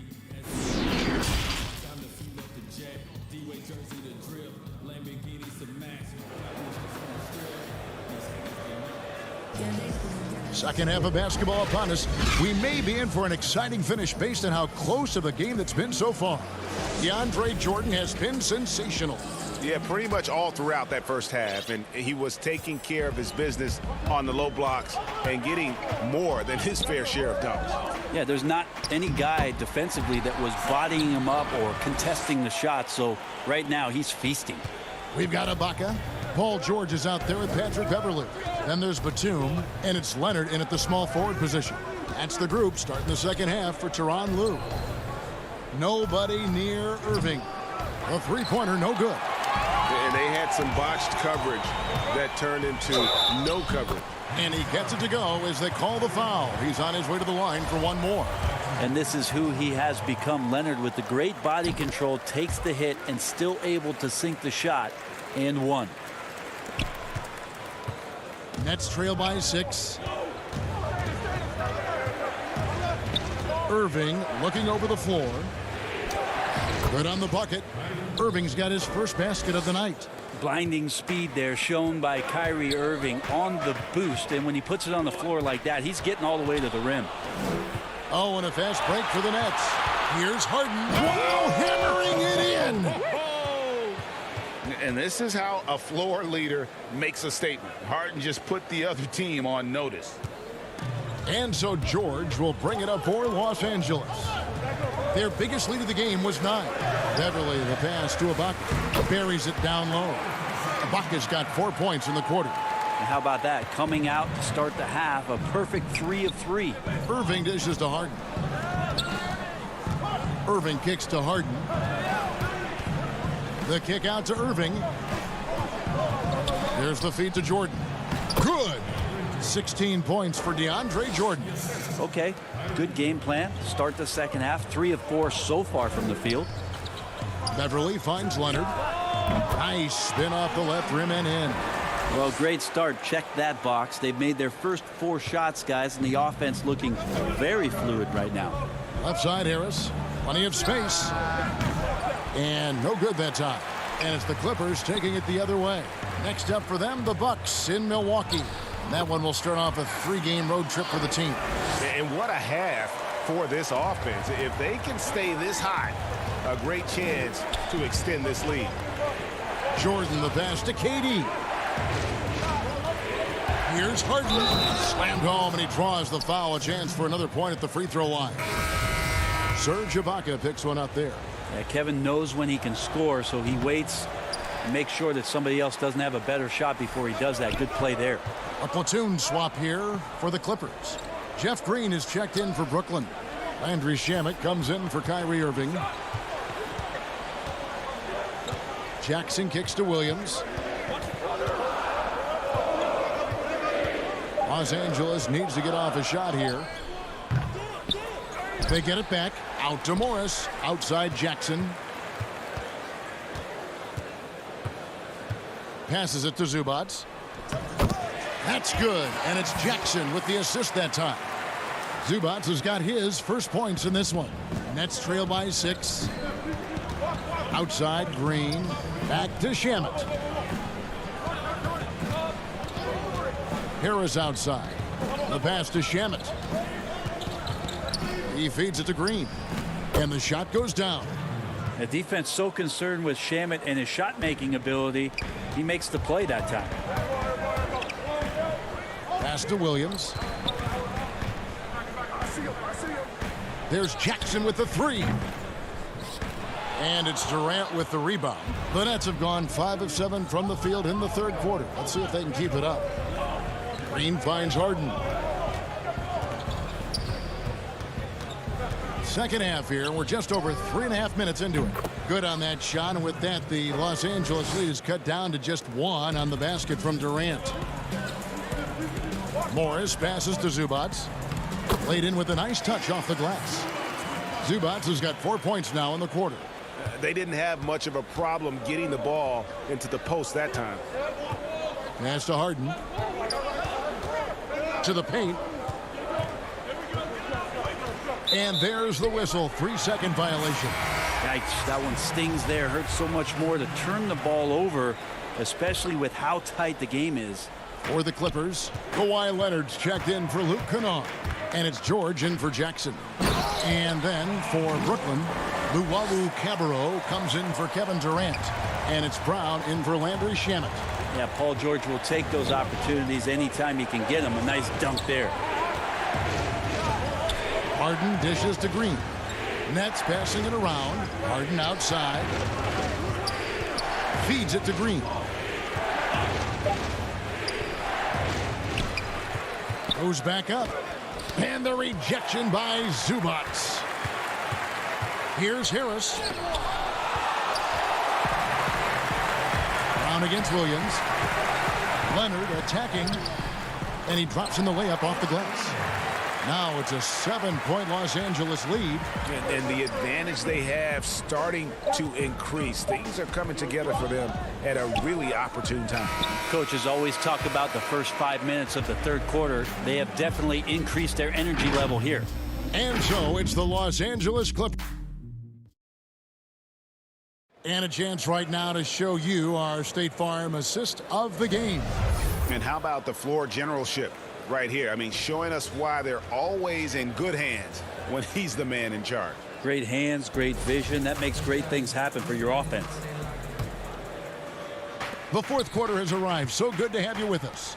So for Brooklyn now, Irving is out there with Harden. Then there's Brown. Then there's DeAndre Jordan. And it's Harris in at the 4 slot. Harden kicks to Jordan.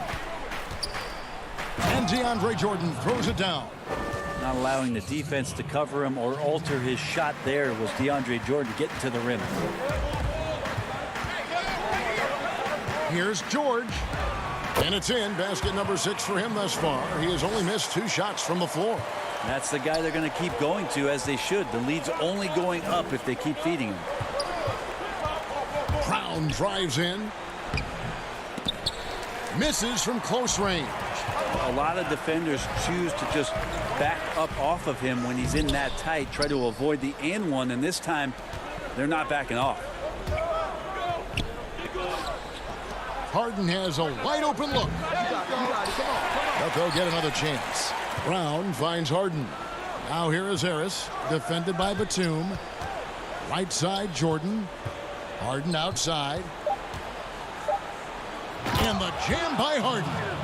And once Harden has momentum behind him, watch out. They love seeing the beard flush it down there with some power. Beverly, the pass to Batum. Final quarter of play, about 1.5 minutes off the clock into it. And it's blocked by Jordan. Here's George. Ibaka. It's good on the putback. And the ability to generate points off offensive rebounds, something Ibaka did a lot earlier in his career before he started spending so much time on the perimeter. Irving passes to Jordan. Out to Harris. Harden outside. Over in the corner, Brown.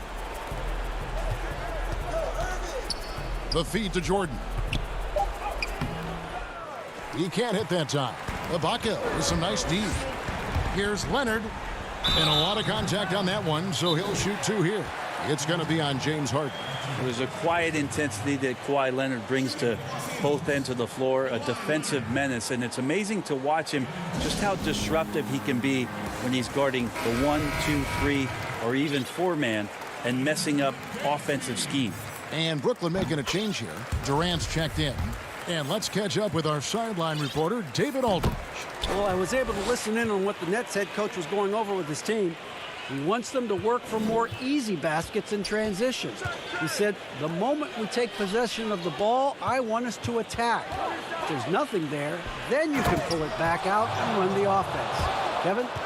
And while his ability to score gets so much attention, Harden demonstrating why he's also regarded as an elite level passer. A little over 2.5 minutes have passed here in the fourth quarter. Ibaka against Jordan.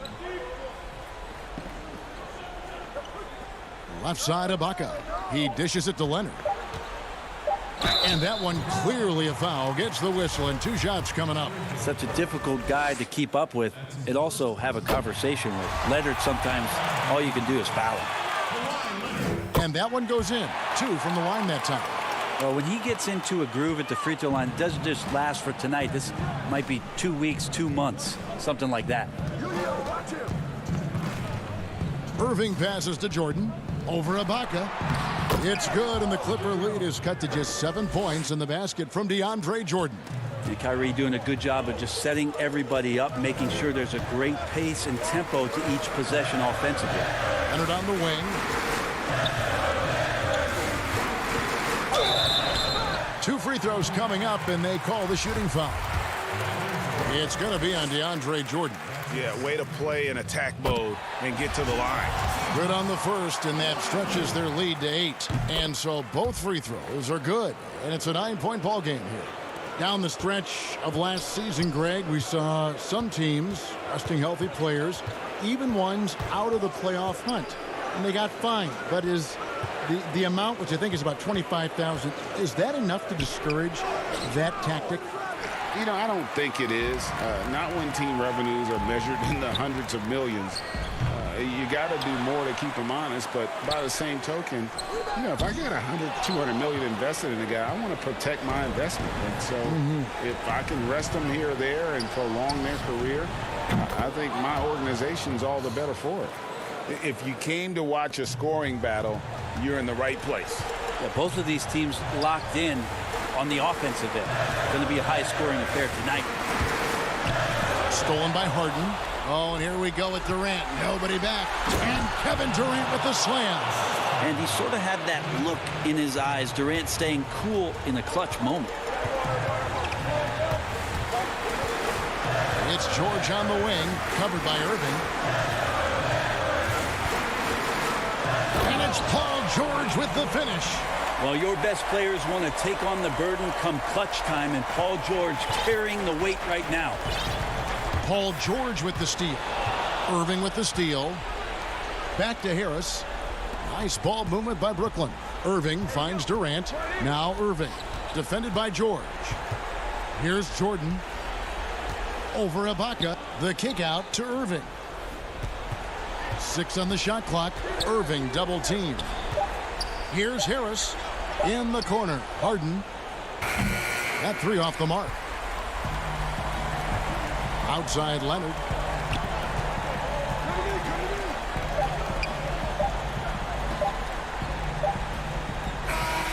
So the Clippers with the win.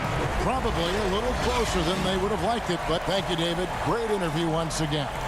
And that'll wrap it.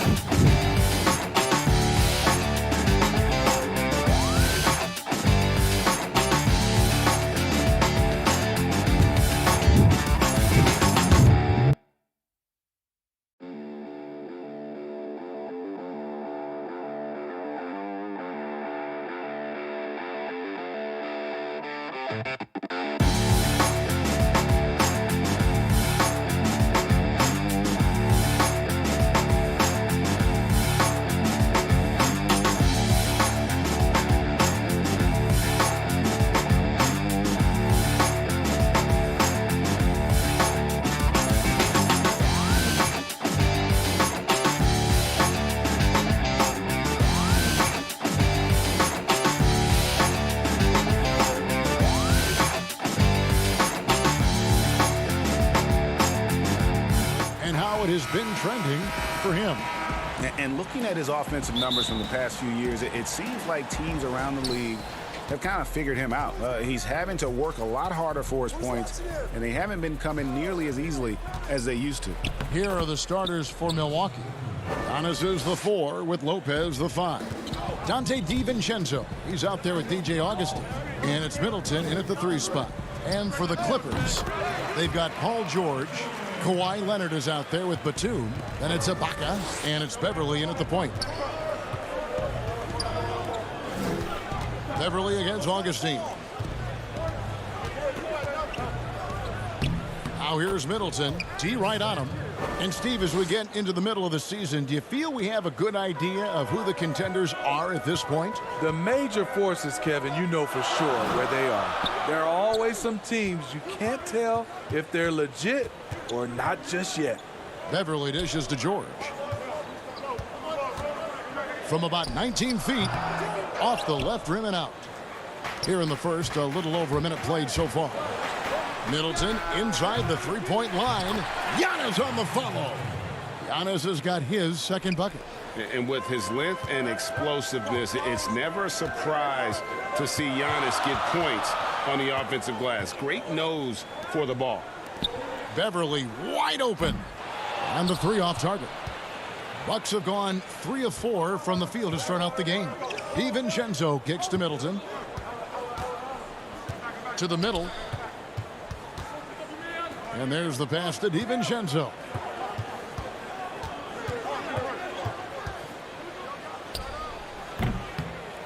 Serge Ibaka with the rebound.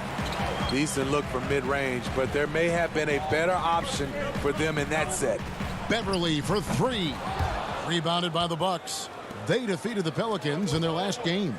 Yeah, I think they prepared to face more defensive pressure in that one. Didn't happen, and boy, they just rolled.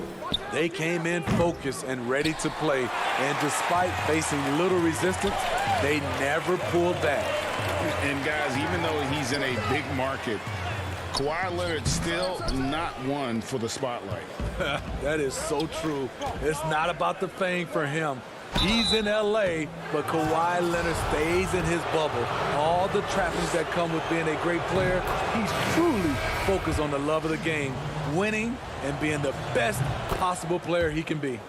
And really, the ceiling for Antetokounmpo is limitless. I mean, he has the potential to be a Hall of Famer one day.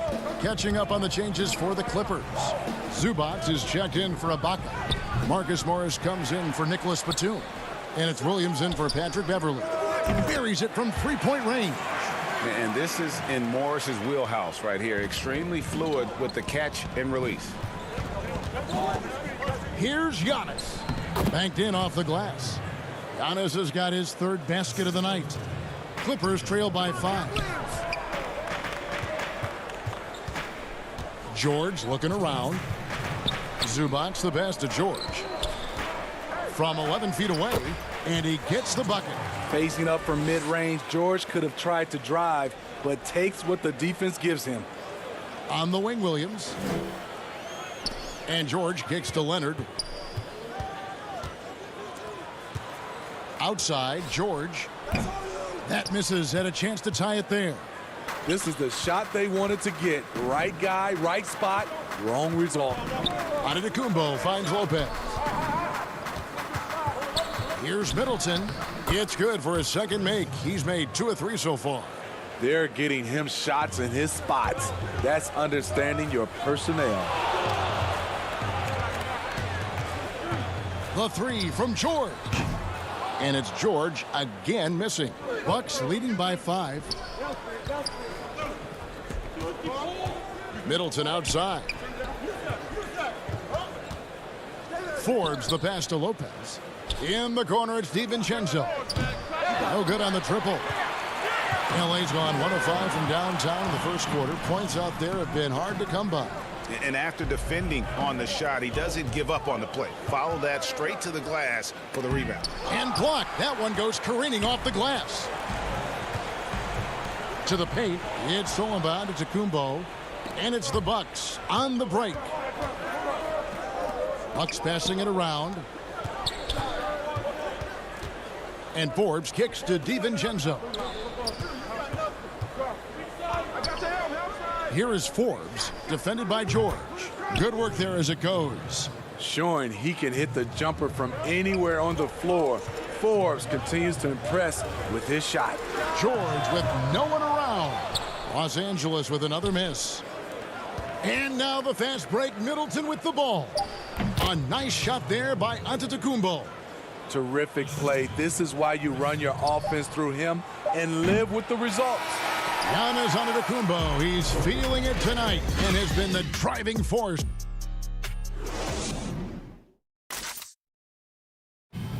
And regarding the mental aspect of the game, Giannis Antetokounmpo. Definitely the game will slow down a lot for me. Well, Greg, that might be why they put up so many points. They all know the roles, have got the right recipe for everything they want to do on offense. Yeah, his awareness plus unselfishness puts defenders in a no-win situation.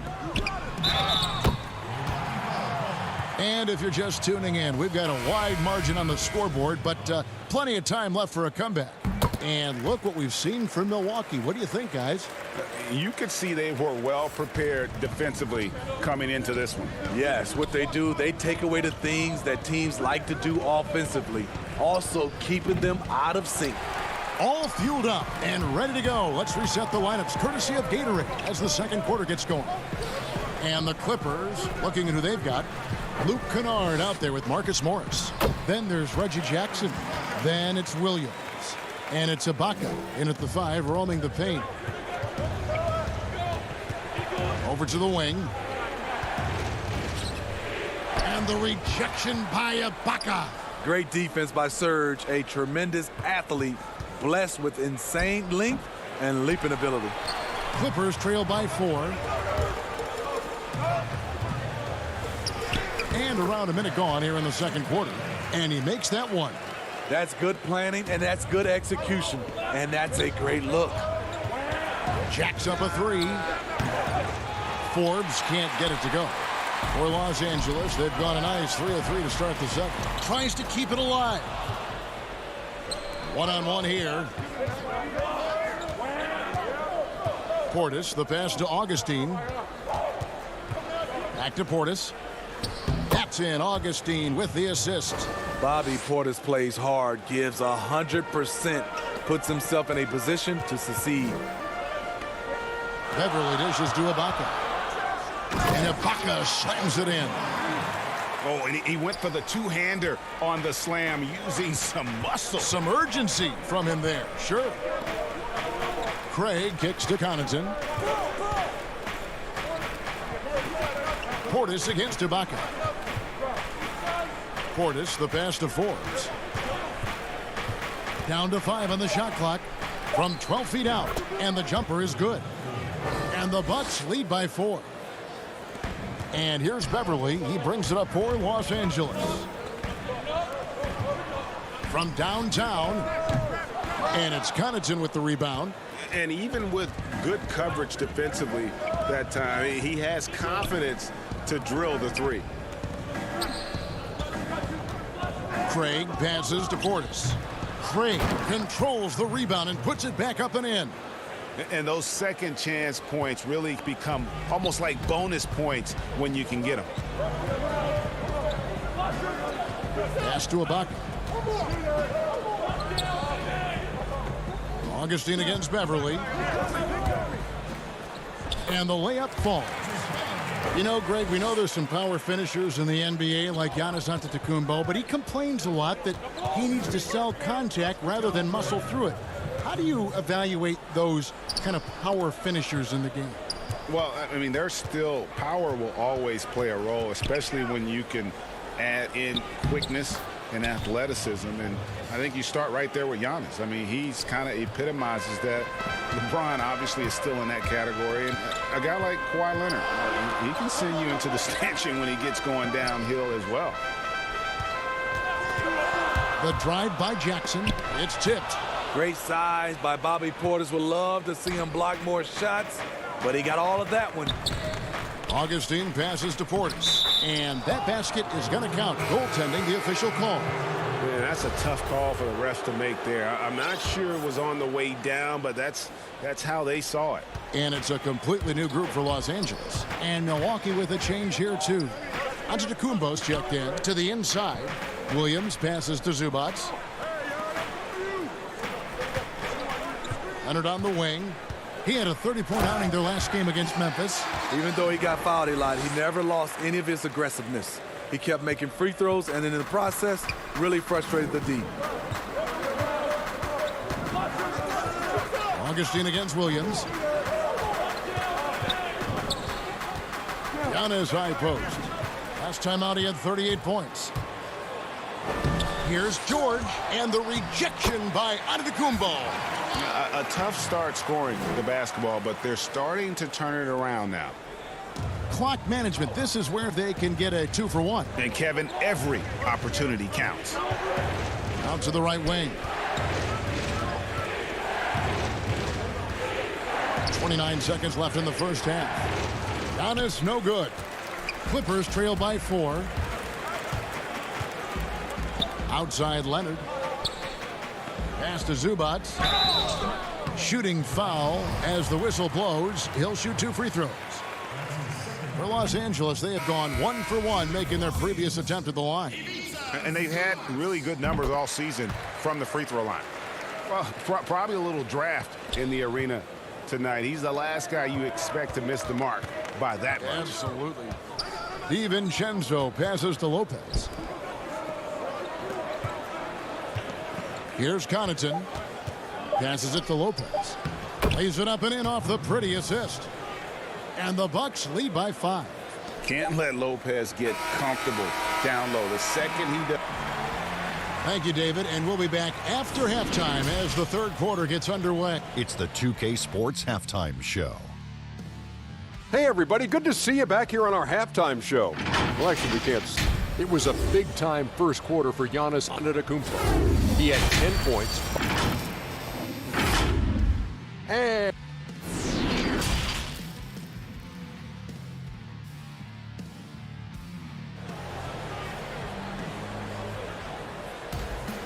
And if you're just joining us, we've played through the first half in a game that's been fairly even so far.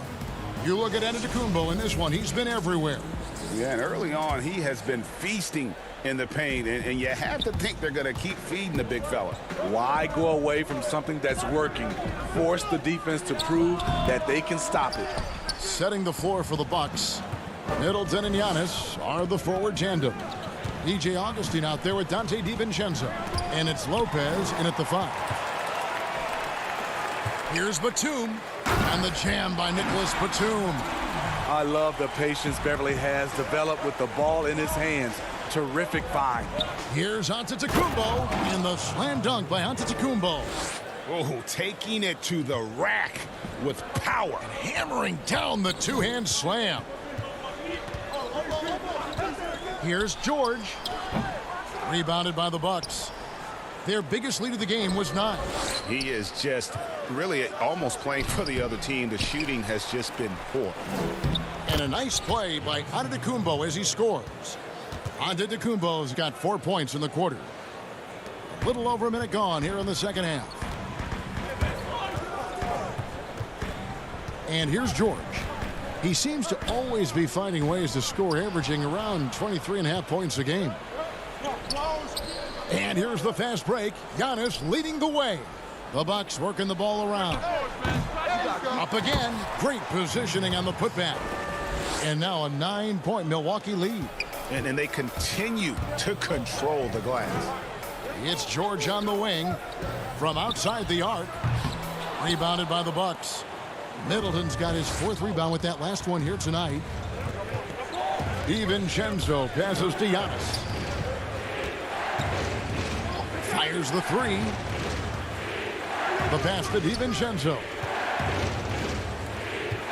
Just 5 on the clock. Pass to Lopez. The Bucks need to get a shot off here. Augustine, no luck. Great perimeter D. Gave a good shooter absolutely no room to operate. Oh, a nice defensive play to disrupt the alley-oop. All going up court. Here's DiVincenzo. It's stolen by Ibaka.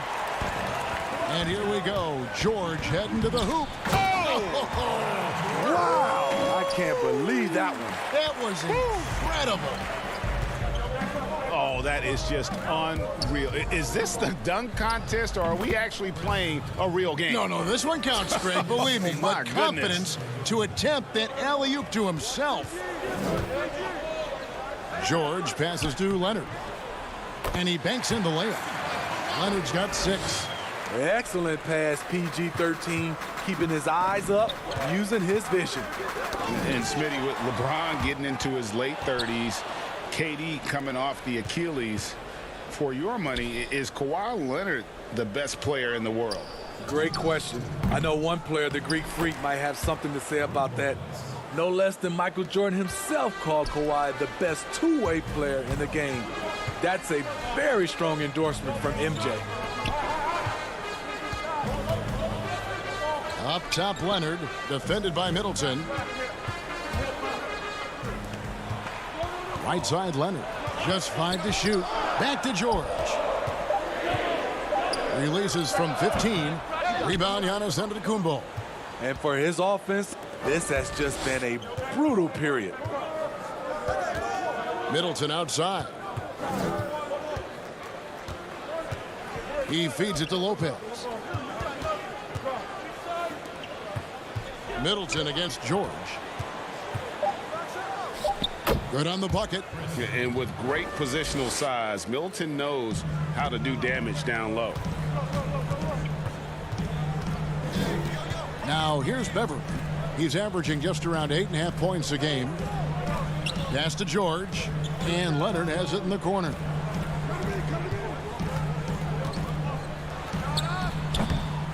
And they've got a big lead, not just on the scoreboard, but really in the rebounding numbers as well. Antetokounmpo finds Lopez. DiVincenzo passes to Lopez. And yes, it's good.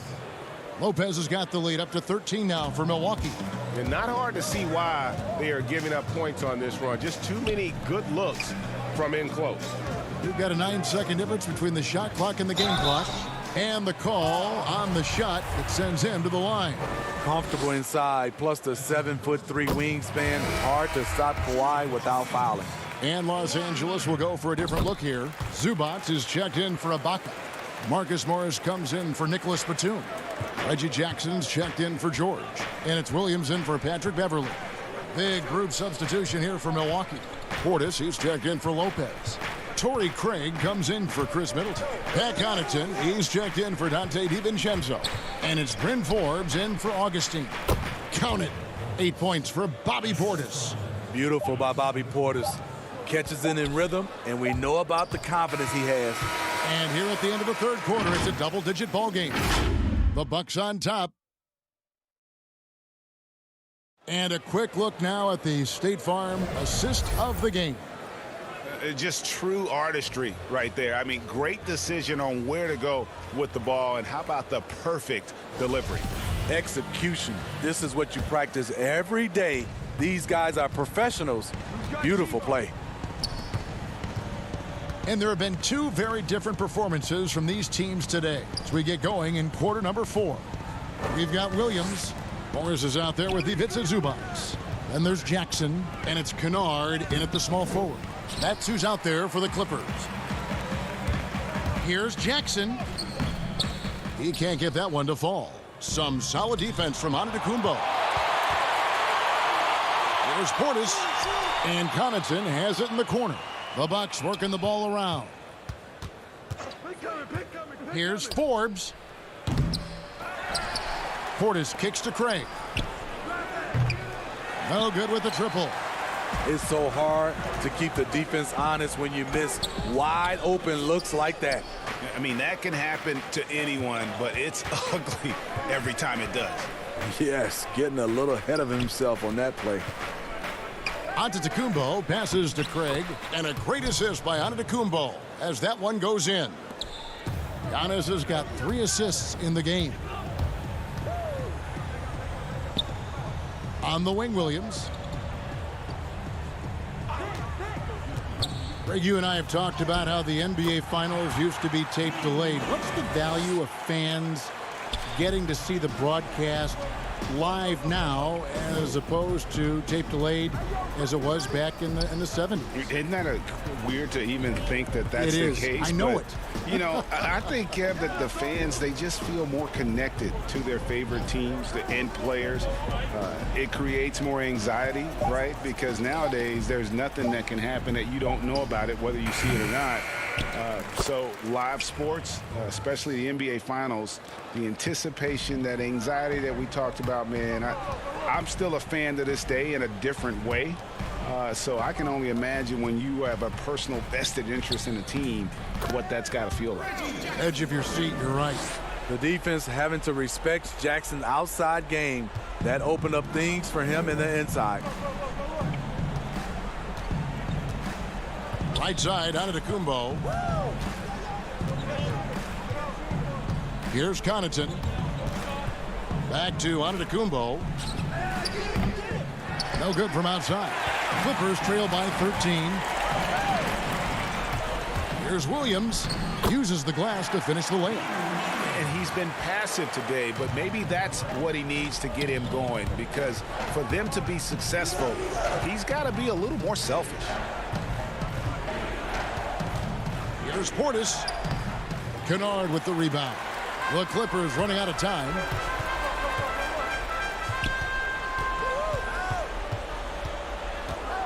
Williams kicks to Kennard. And the call is going to be, yes, it is, an illegal screen. We hear about the extinction of great NBA big men. Do you see it that way? And if so, Greg, is the game that has changed, or perhaps a dip in the talent at that position that has changed? You know, you think back to the likes of Russell, Wilt, Kareem, and Hakeem, and Robinson, and Shaq. Some would say, well, we just got lucky. But in a lot of ways, we still have the dominance of the big man. They just play more outside of the paint, right? You know, Giannis. Yep. You look at what he can do. Anthony Davis and the way he plays the game. I mean, LeBron, in essence, is a big man. I mean, you still can dominate the game as a big. It's just that you now can actually, in some respects, have more impact because you're involved in more facets of the game. Beverly dishes to Ibaka. Kicks it out to Leonard. And the officials call him for a 3-second violation. And it's easy to give up after a play like that, but this team needs to keep fighting. It's just one trip down the court, but you have to have short memory in this league or you won't last long. And that's out of bounds. Milwaukee will retain possession. You love the pressure he's putting on them. Almost had that steal. Fantastic anticipation. He has active hands.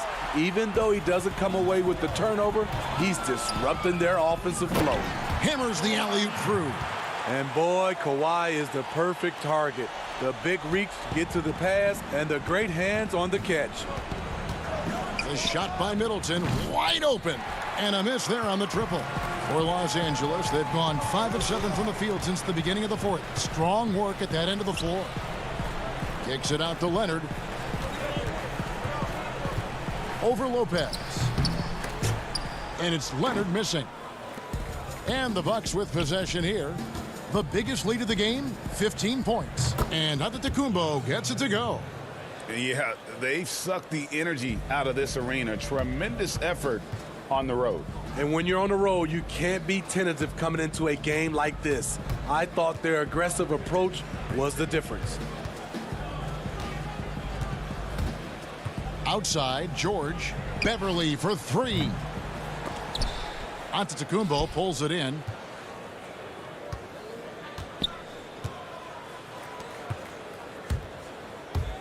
Lopez inside. And foul on the shot. He'll shoot 2 at the free throw line. Serge Ibaka picks one up there.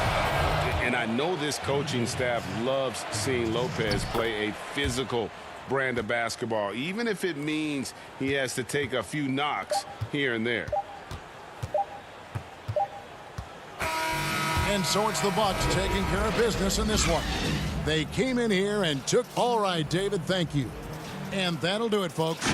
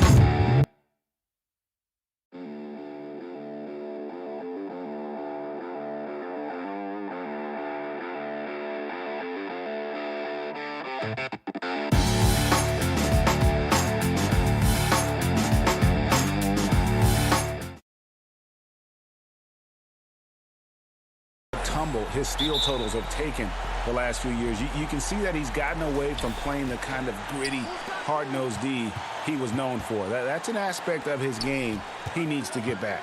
And now the Lakers starting group. Caldwell Pope and LeBron fill out the wings. Marc Gasol is out there with Kyle Kuzma, and it's Schroeder in at the point guard. And for the Clippers, they've got Paul George. Batuma's out there with Ibaka. Then it's Patrick Beverly, and it's Leonard in at the 3, the small forward. Oh, and that one, no question, powered it down. Well, coaches love seeing this from Dennis Schroeder. Recognize the situation, find the open teammate. Inside. George against Caldwell Pope. A nice shot by George. Greg, the two words you and I don't like the most in this game, load management. Why do we see more of it now than when you played in the game? A couple of things. I think sports science has evolved, and I've talked to a ton of coaches about this. The reality is that now they don't determine whether or not a guy's going to play. It's going to be the people that work with the strength and conditioning. They determine if a guy is ready to go. Secondly, I would also say the contracts now, the investments that teams have in these assets, you want to try to prolong their careers as long as possible. And so I think it's a smart move from an investment standpoint. You bring up some great points. That one falls. Well, we know Kawhi will always attract lots of defensive attention, which puts him in a position to find his teammates. Pretty pass. Schroeder kicks to Gasol. That one doesn't go. And the Clippers will come the other way. They went to Los Angeles for their last meeting with the Lakers and came out with a victory. And they got the better of this matchup last time with their defensive pressure and the ability to force turnovers. Yeah, I thought the giveaways were a tremendous factor. They were taking some chances on D, jumping in the passing lanes, that sort of thing, and it really paid off for them. And that'll be 2 free throws coming up. Officials on the call with the foul. And Kawhi Leonard, one of the league's most dominant rebounders, Doris, from the wing position. Board man gets paid. That was his motto from back in high school and college. It's all about hard work and earning your keep, according to Kawhi. This is about the last guy you want to send to the stripe right now. They keep fouling him, and he keeps making them. The drive by James, and he's fouled pretty hard on that shot, but he's got the chance to pick up the points at the line. Serge Ibaka picks one up there. Outstanding take to the rack by LeBron, always looking to get to the charity stripe. You know, even though LeBron doesn't go 100% every minute of every game in the season, he still knows when to turn it on. And for someone at his age, that is something you have to know how to do. You can see when LeBron kicks it into that next gear. Can't keep it on all the time, but he's still able to take over when he needs to. George passes to Batum. Back to George. Shot clock at 5. And it's George finishing it off. Well, you love how Paul George finishes on the drive. That is a powerful dunker right there. Pass to Harrell. Caldwell Pope for 3. And it's the Clippers with the rebound. Gonna keep rolling here following the win against Memphis. Yeah, facing that hostile crowd, they've just found a way to kind of tune out the noise and focus on the game. Well, the best way to silence a crowd is with your offensive game. Those fans got quiet in a hurry when the buckets started raining down. And the ball goes out of bounds. Last touch by James. Big group substitution here for the Clippers. Zubac is checked in for Ibaka. Marcus Morris comes in for Nicholas Batum. Reggie Jackson's checked in for George. And it's Williams in for Patrick Beverly. Leonard with no one around. Zubac. And the wide open shot from Morris. And the Clippers miss again.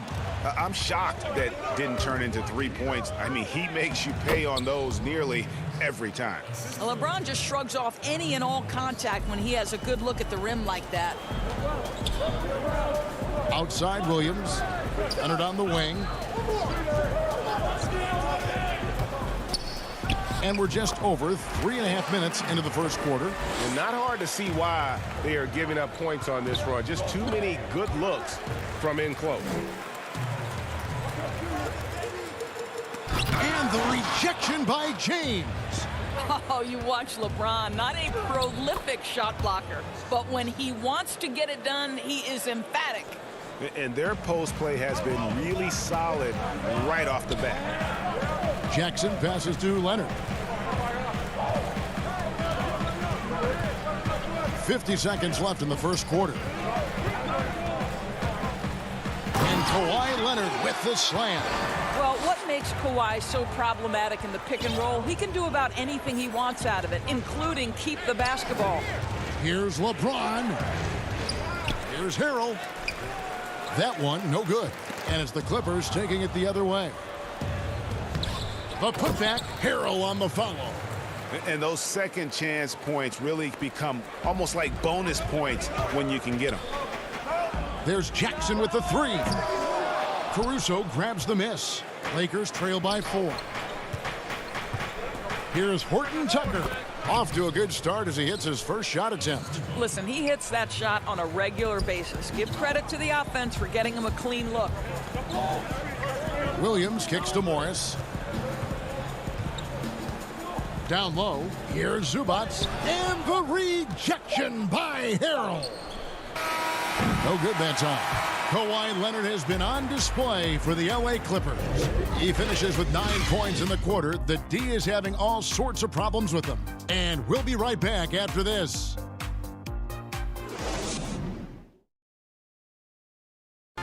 And earlier we got a few words from Marc Gasol regarding his forward. The way he plays defensively, you know what he's... And of course, Gasol and Leonard won the championship together in 2019. Largely, Greg, because of their ability to play defense and get stops. And 2 former defensive players of the year on the same team. That's going to be your foundation. But both guys were tremendous at the other end as well, albeit in different ways. And getting going again here in the second quarter. Fairly close game so far. And let's quickly break down the game we've seen from the Clippers, guys. What we saw in that first quarter, they won their matchups defensively. I think across the board, a number of guys who've done a great job guarding multiple positions. And a chance here presented by Gatorade to see who's on the floor, all fueled up and ready to go for the start of the second quarter. So for the Clippers right now, they've got Ivica Zubac. Morris is out there with Luke Kennard. Then there's Reggie Jackson. And it's Williams at point. Nicholas Batum, he's checked in for the Clippers. And the Lakers also making a change. Kyle Kuzma's checked in for Alex Caruso. And it's Schroeder missing. Boy, he'll usually knock it down if he's left that wide open. Just comes up empty. And the jam by Nicholas Batum. Great teamwork, punctuated by a strong finish. Going right to the rim, which is where you want transition opportunities to end. Morris outside. Kuzma kicks to Morris. Schroeder looking around. Goes up and lays it nice and easy. Well, Schroeder is 6'1" with a thin frame, but make no mistake, he's got balance and the ability to play through contact. Kennard, the pass to Zubac. Schroeder against Kennard. Whistle blows, basket is good. So a chance here for a three-point play. Well, defensively, to me, you've got to do a better job communicating once the screen comes. So for the Clippers, Serge Ibaka is checked in for Zubac. Paul George comes in for Marcus Morris. And it's Patrick Beverley in for Lou Williams. Caldwell Pope, he's checked in for the Lakers. Schroeder finds Gasol. Greg, 11 years for you in the NBA. You had to have some favorite players that you played besides and with. You know, it's a great call, and there were a ton of them. A few guys, though, will. So Gary Payton, I got a chance to play with Gary for a year and have known him. We used to go at it in high school, and it's really about his personality. This is a guy that constant chatter, practice on the court. That's what fed his confidence. Charles Oakley, another guy, he would run through a wall or through you to win a game.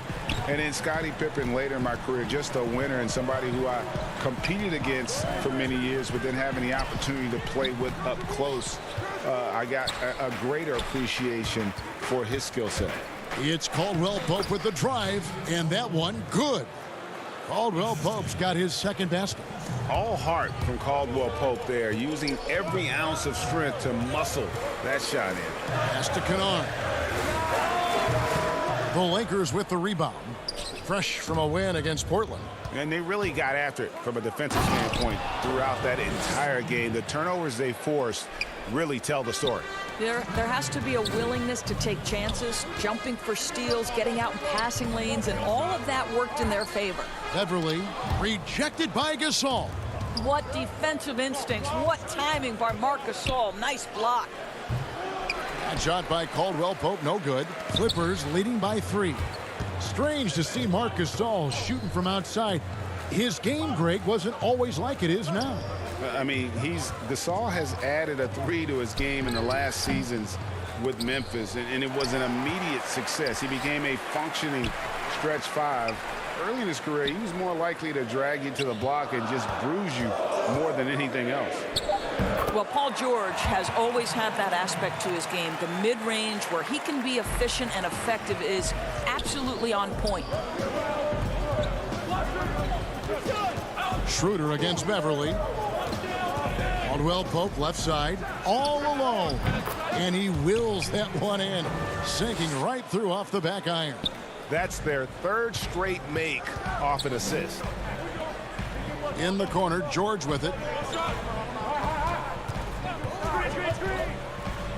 There's 49 seconds left here in the second. It's deflected. Ibaka, the pass to George. It's no good. He's now 4 of 9 from the field.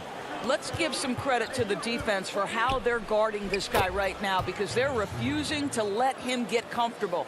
And it just seems that every pass they make is leading to a score. Just great ball movement. George looking around. And Ibaka kicks to Kennard. And Gasol sends it back. More good work on the glass there. When it's all said and done, I think rebounding might tell the story in this game. Back to Morris. To the paint. Passes to Beverley. Oh, and the buzzer beater's good. One eye on the rim, one eye on the clock. Nice job. Well, finishing quarter strong. Every coach preaches it. Nice work. So that'll be it for the first half. All right, David, thank you, and stay with us, folks. We'll be back just after halftime. And now, the 2K Sports Halftime Show. Hey, welcome. The story early on was Kawhi Leonard, who was on fire. He had... And that...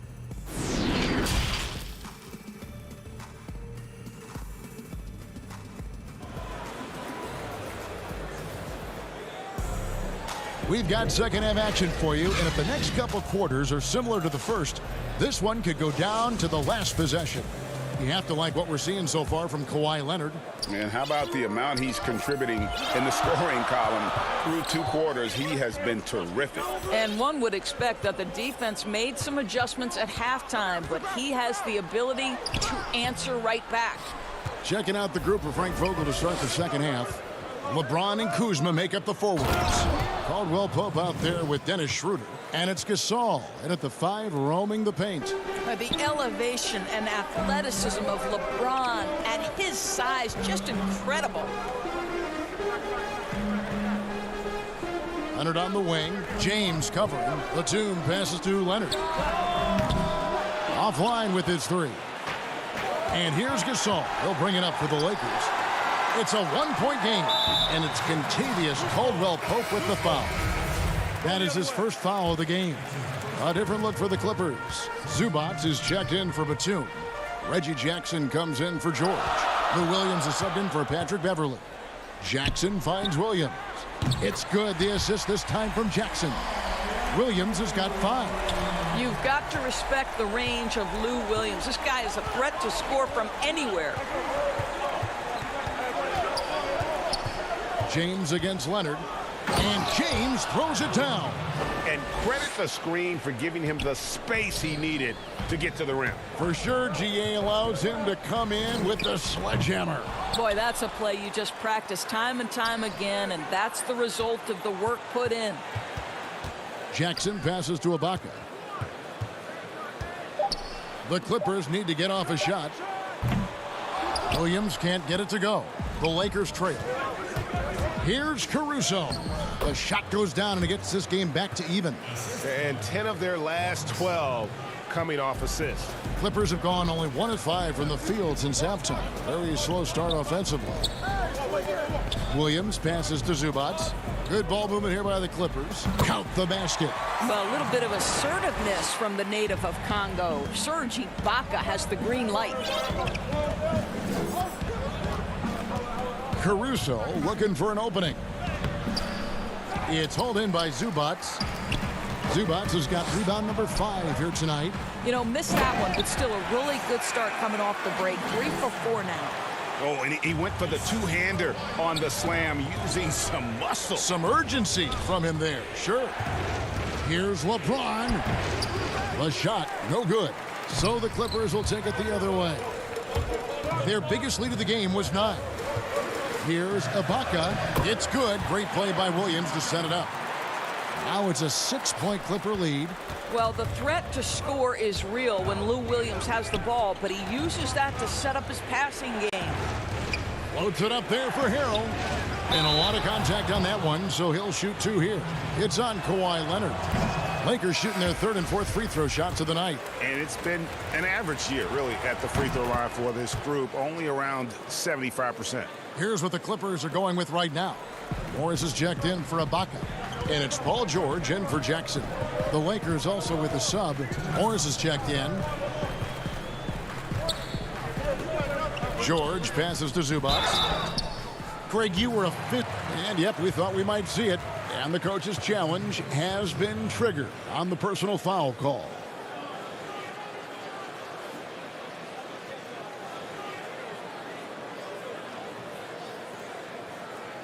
And I think when it comes to some of the more difficult calls to make, personal fouls can be tough. The action is so fast that it's really tough to catch everything in real time. The wonders of technology, Greg. We've seen replay reviews so effectively, and involving the coaches by being able to. A challenge like this is something a lot of people have been hoping for. And so the word is in. They've decided that the call stands as it was made on the floor. And, you know, even if a coach still feels this wasn't the right call, You got to acknowledge the effort being put in to reviewing it. The double checking, and the game continues on. It's LeBron with the drive. Harrell kicks to Caruso. James against Morris. Here's Harrell, and Harrell slams it in. It's incredible to me how remarkably in tune LeBron is with the movement of his teammates. The guy is a scorer, he's a creator, he's a force to be reckoned with. Left side, George. Shot clock at 6. Here's Morris. And contact on the shot, so he'll be shooting free throws here. Marcus Morris has proven that he can be effective in any system in the NBA, understands his role as a stretch four. Nicholas Batum, he's checked in for the Clippers. Patrick Beverly comes in for Lou Williams. He hits one and misses one, each at the line. Well, you know, teams look for +6s, players whose wingspans exceed their height by a half foot. Montrezl Harrell is a 6'7" player with a 7'4" wingspan. If you're struggling with the math, ladies and gentlemen, that's a +9. Beverly the pass to Morris. Outside, George. And he could not get that one to go. A lot of contact, and he'll go to the line for 2. Well, make no mistake, Paul George is a physical guy. He will not shy away from contact on these moves. The first free throw is good. And George drops them both. I don't know if it's underplayed, but there's an all-around aspect to what Paul George does on a night-by-night basis. This guy is an elite two-way player. This one for 3. Kuzma can't get it to go. And there's the call on Montrezl Harrell. So that will be his second foul of the game. We're in the bonus, and we'll go to the line to shoot 2. This is his second trip to the line in this one. That's also good, so he hits both free throws. Lakers trail by 10. Schroeder, left side. Caldwell Pope outside. Lets it go from deep. It's hauled in by Zubac. Zubac has got his 7th rebound of the game with that last one. And George with the stuff. What you love about Paul George is if he understands he's got his game in rhythm, he's going to stay aggressive. It's stolen by Morris. And Dennis Schroeder gets the whistle that time. So that will be his second foul of the game. We're in the bonus, and we'll go to the line to shoot 2. The Clippers have shot 10 of 11 at the line. Nice work so far for them. And Morris drops them both.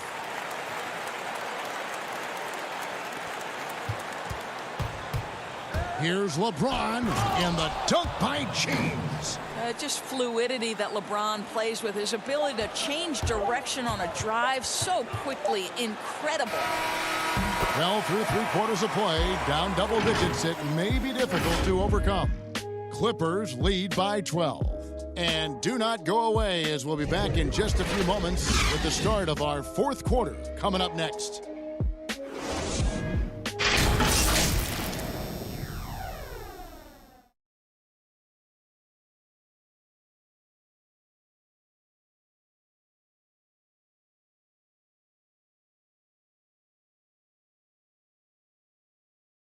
And how about a look now at our assist of the game? Brought to you by State Farm. And he's always been the favorite to bag this honor. These kind of feeds are his bread and butter. Well, this is why great point guard play is so critical in today's NBA, and you see it right there on display. And 1 quarter to go in a game that to this point has not been an evenly fought contest. We've got Patrick Beverly. Marcus Morris is out there with Batum. Then it's Ivica Zubac. And it's George in at the 2 spot. So that's the lineup on the floor for the Clippers. And Beverly kicks to George. And that one clearly a foul. Gets the whistle, and 2 shots coming up. Kyle Kuzma picks one up. And Paul George, Doris, kind of a late bloomer coming up in high school. His older sister used to give him the business on the blacktop. Of course, eventually, he found his stride, and the rest is history. It took some encouraging from older sis and his high school coach, who actually had to threaten him with running suicides to get the guy to shoot more.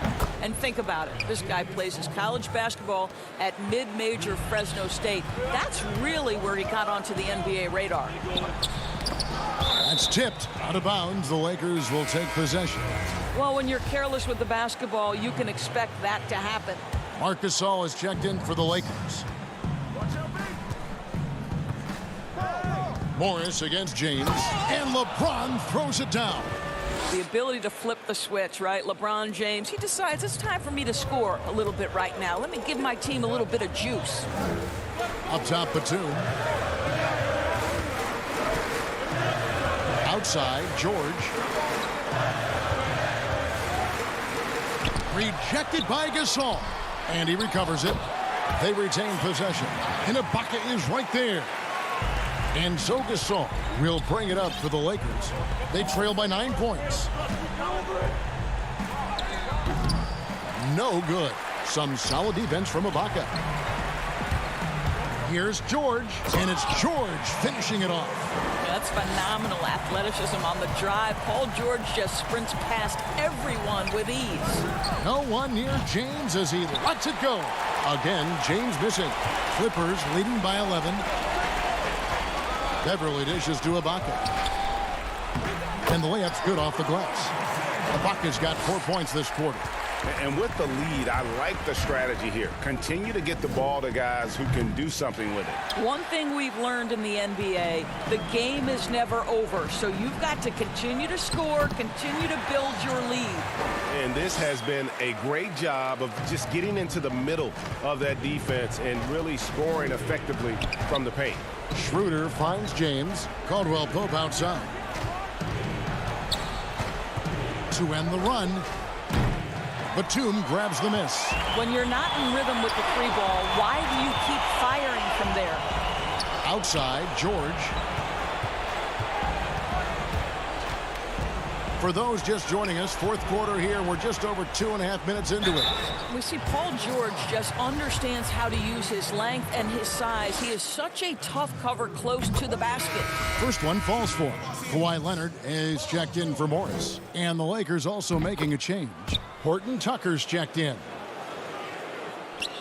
Lakers trail by 17. Here's Schroeder.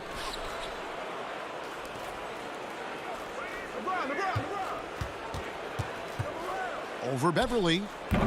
And the Lakers with another miss. Boy, you can just see the frustration growing on their faces. Nothing going their way. It's just been one of those games, and they need to find a way to turn it around before it gets completely away from them. Here's LeBron. Shot number 12 goes in. He's made 7 of 12 now. And providing the score, boy, they need it. That stops a 12-0 run by the Clippers. It's George on the wing. The dish now to Leonard. 1:37 left in the fourth quarter of this one. 4 on the clock. Back to George. A rebound by the Lakers. Gasol's got 7 rebounds in the game. And guys, what we saw here tonight is one side having everything going for them. Huge margin of victory for the Clippers. They made the most of their free throw opportunities. They just shot much better, and that improved their confidence, I think, as a team. It was a team that believed they would make those shots. And guys, at this point in the long NBA season, this will go down as win number 25. The one player that really stands out, of course, in this one, it was a dazzling game for George. Efficient productivity. You love what this guy has given to you on the offensive end. A platoon swap here for the Clippers. There's 53 seconds left in the fourth quarter. Nice ball movement here by the Lakers. Here's Caruso. Shoots the 3. And again, the Lakers no good. Not quite enough defense that time around. Just lucky he was off. Man passes to Kennard.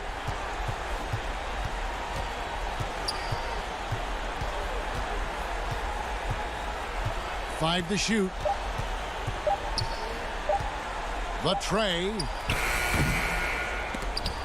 The Lakers with the rebound. The pass to Caruso. Lets it go with a 3. That shot, no good. So the Clippers winning this one easily. All right, David, great job. Thanks so much. Well, folks, that's going to do it.